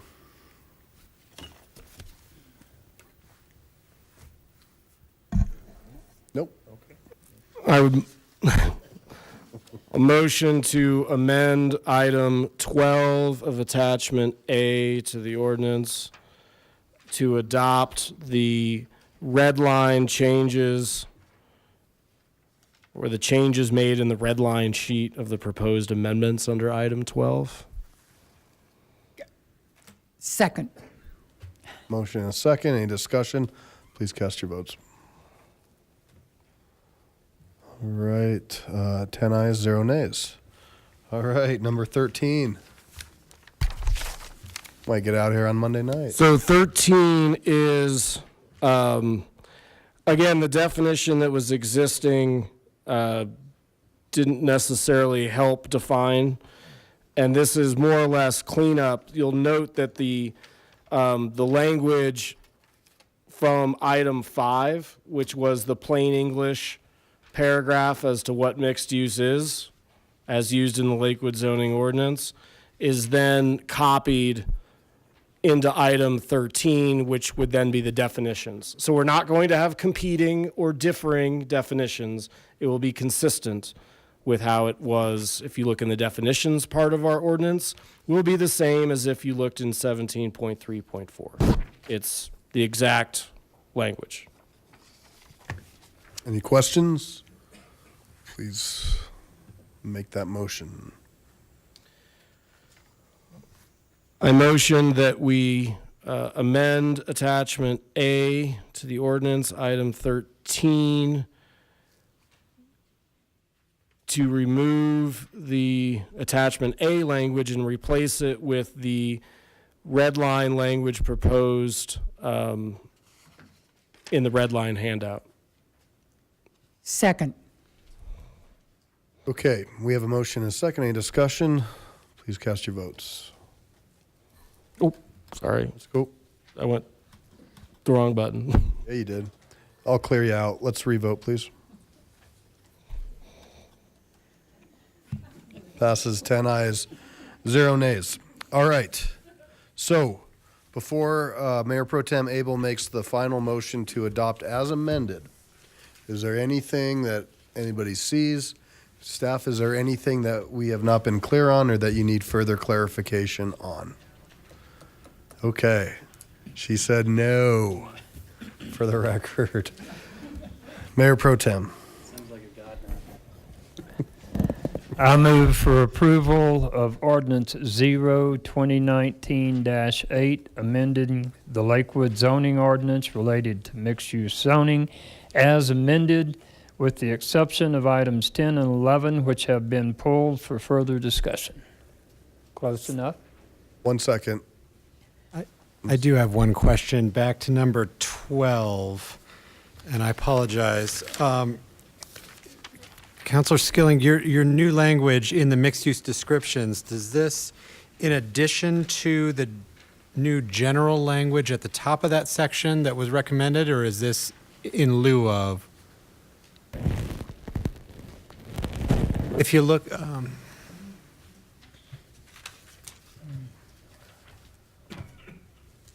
think it's, there was a new paragraph that was being recommended at the top of that section. starting at, with the integration. Mixed use. That tracks, and then, So I'm looking at so under 17.3.4 in our existing code, 17.3.4 is in bold, and then it's colon mixed use districts. That's what 17.3.4 says right now. The proposal that we adopted in item 5, or the amendment that we adopted, that still has yet to be voted on, that would go right under that section. So 17.3.4, mixed-use districts. That paragraph is inserted. 17.3.4.1 that exists now starts with purpose and intent, and there's nothing in between those. So now there would be a paragraph. The purpose and intent would disappear. And then 17.3.4.2 is what we've adopted in 12. So now I've got two questions. So does 17.3.4.2 become 17.3.4.1? Yes, but I didn't, as part of the amendments, I wasn't doing changes to the numbers. But this paragraph that was the Planning Commission recommended new paragraph, that just goes away, and we'd have the paragraph that you've got in item 5, and then the list you've got in item 12, and that's the entirety of 17.3.4.2. Yeah, 17.3.4.2, it has the introduction language that says mixed-use district descriptions.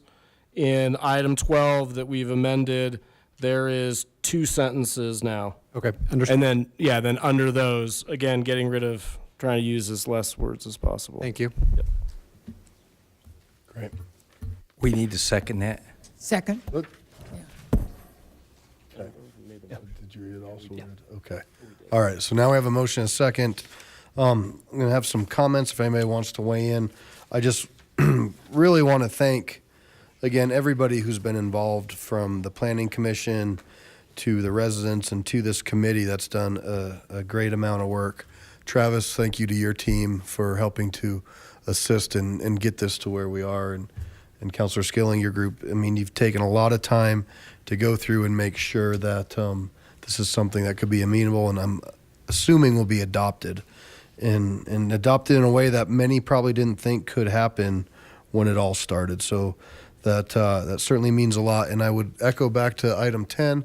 I do think it's of great importance, especially when we talk about tiny homes, but patio homes. We certainly hear all the time that this community desperately wants patio homes.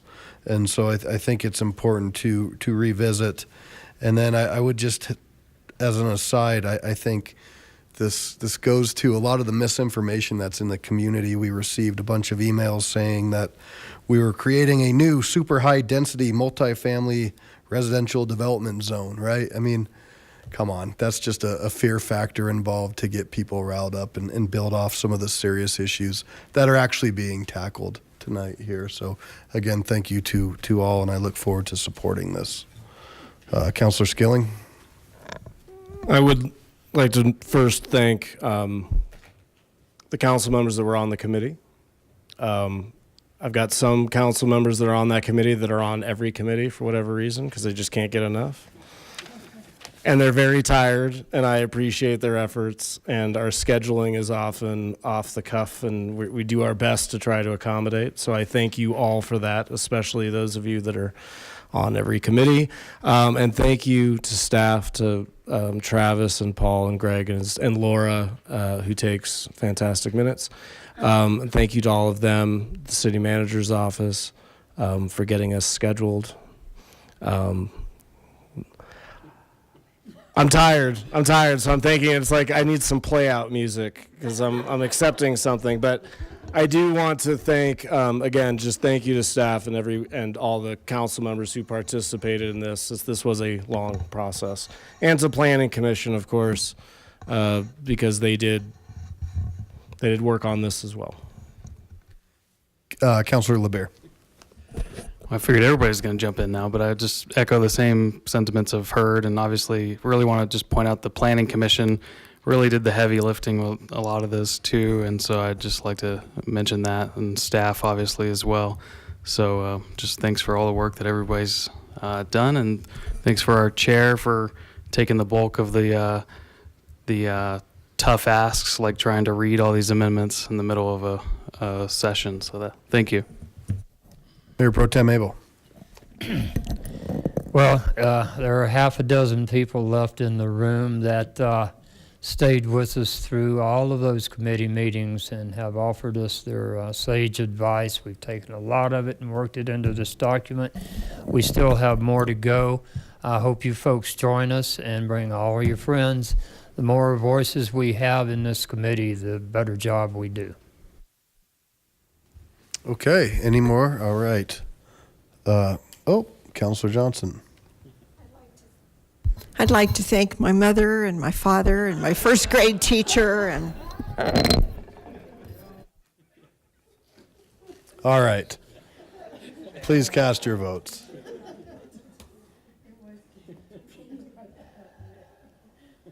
Councilors Skilling, Beta, and Johnson would love to have your votes.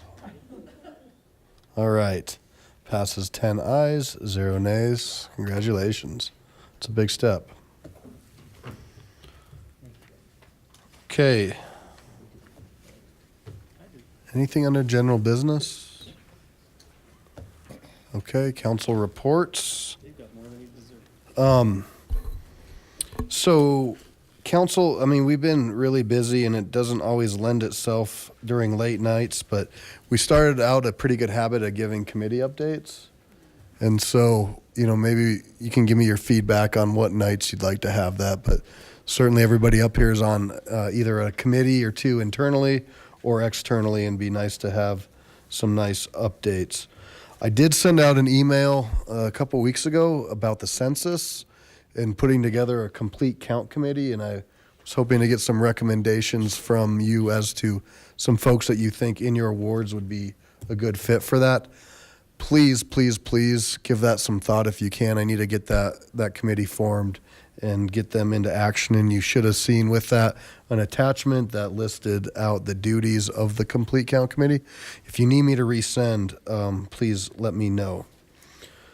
We heard tonight Lakewood Speaks. Somebody said that everybody hadn't had a chance. Luckily, Travis got us before the meeting. Those folks who didn't have a chance to weigh in, and I think everybody got the opportunity. This is the second time Lakewood Speaks has been used amongst council, and it's a great tool, and it'll probably take a couple meetings for everybody to get into and settle down. I had the opportunity today on behalf of the city and the Metro Mayors to attend the fourth meeting of a committee that the governor's convened to address education and transportation. And there's not a lot to report, but I'll continue to keep the community up to date on what that might look like. I will ask the legislative committee to potentially look at. I think they may ask for a statewide debrucing, and that'd be something that the legislative committee would be weighing into to see if that's something the group would support. And then again, thank you to everyone who really worked hard to get this meeting done. It's almost 10:30. We did a really good job tonight, so I want to just thank everyone, and everybody tried to work hard to make sure that we stayed on pace and found opportunities where we could to speed things up and to consolidate and to really make this flow a lot better. And then last but not least, please, please, please slow down. Please pay attention on the roads. Please don't text while you're driving. If you're a pedestrian, please try to use the crosswalks and the sidewalks and watch out for your safety. Unfortunately, the string of vehicular and pedestrian accidents has continued, and we need everybody's help and cooperation to try to turn this around. It's very unfortunate, and heart goes out to all those who have been affected in all of this. So please slow down, arrive alive. You know, an extra 30 seconds it's not gonna change your day, but it could certainly kill somebody, and we need to keep that in mind. So, Mayor Pro Tem? No report. No report. Councilor Roybal? No report. Councilor Skilling? Yes, thank you to all the community members that have come out to our last two parking meetings that we had in the Development Dialogue Committee. And well, thank you to the public for coming to all of our committee meetings. As I've said time and time again, it is the most attended committee that we have in all of Lakewood, maybe statewide, don't know. But it's very popular. Our parking committee, or our parking meeting 2 meetings ago, was a full house, completely full. And then this last meeting, we've wrapped up parking, and I do want to report to council that pursuant to the unanimous vote of that committee, we did request a council action to look at the parking management plan. So that was put into the system. So that's my report there. But again, want to really thank the community for coming out to all of our committee meetings, because as Mr. Abel pointed out, in that committee room, we do take a lot of those things. We have the time, and it's the right place to really interact with the community about specific items that they might have. So thank you. Thank you, and that recommendation was forwarded, and it will be coming out on the agenda. We'll see that come into play, and certainly there'll be some different things associated with that, such as probably a fiscal note as to what that might cost, and also putting that in priorities with staff, so we'll have a more robust conversation. Councilor LeBeer. Help speed things up, so no report. Oh. Councilor Harrison. No report. Councilor Franks. Just a couple notes. I wanted to let folks know that one, on the lakewoodspeaks.org, you do have until noon on the day of to put your, to kind of list your comments out there, but those are moderated. And just keep in mind that some of us on council work full time. So if you can, since the packet comes out 10 days before, it's great if you can put your comments in sooner. I'd love to read them over the weekend. And also just wanted to note that for those that reached out to me, if you ever notice that something that should have been in the packet isn't in the packet, just reach out as soon as you notice that. I mean, obviously we're all human, you know, mistakes happen, you know, so just be sure if you see something like, hey, I thought this agenda item's in there and I thought there'd be this other document in there, just reach out to us, let us know. We'll be sure to get that handled as soon as possible. Councilor Johnson. Thank you. The next ward, April the 6th, 9:30, Holy Shepherd. It was confirmed today that Tim Jackson, lobbyist for the Colorado Automobile Dealers Association, will be coming and speaking with us. Please join us. Anybody's welcome. Councilor Bita. No report. Vincent. Yes, I have a couple of things. I'm going to remind folks again that Ward 2 is changing their meeting from 7:30 to 8:30 on the second Tuesday to 6 to 7:30 p.m. It'll be still at 40 West. The IBER annual meeting is on 4/11. The Morris Park annual meeting is on 4/4. The O'Kane quarterly meeting is on 4/16. And most importantly, the Meatloaf Meatloaf meet and greet is this Sunday at 970 Kipling. Meatloaf. Madam Clerk. Mr. Graham. Ms. Hodson. All right. Well, we will adjourn at 10:33. Thank you to our police agent. Appreciate you hanging out. Have a good evening.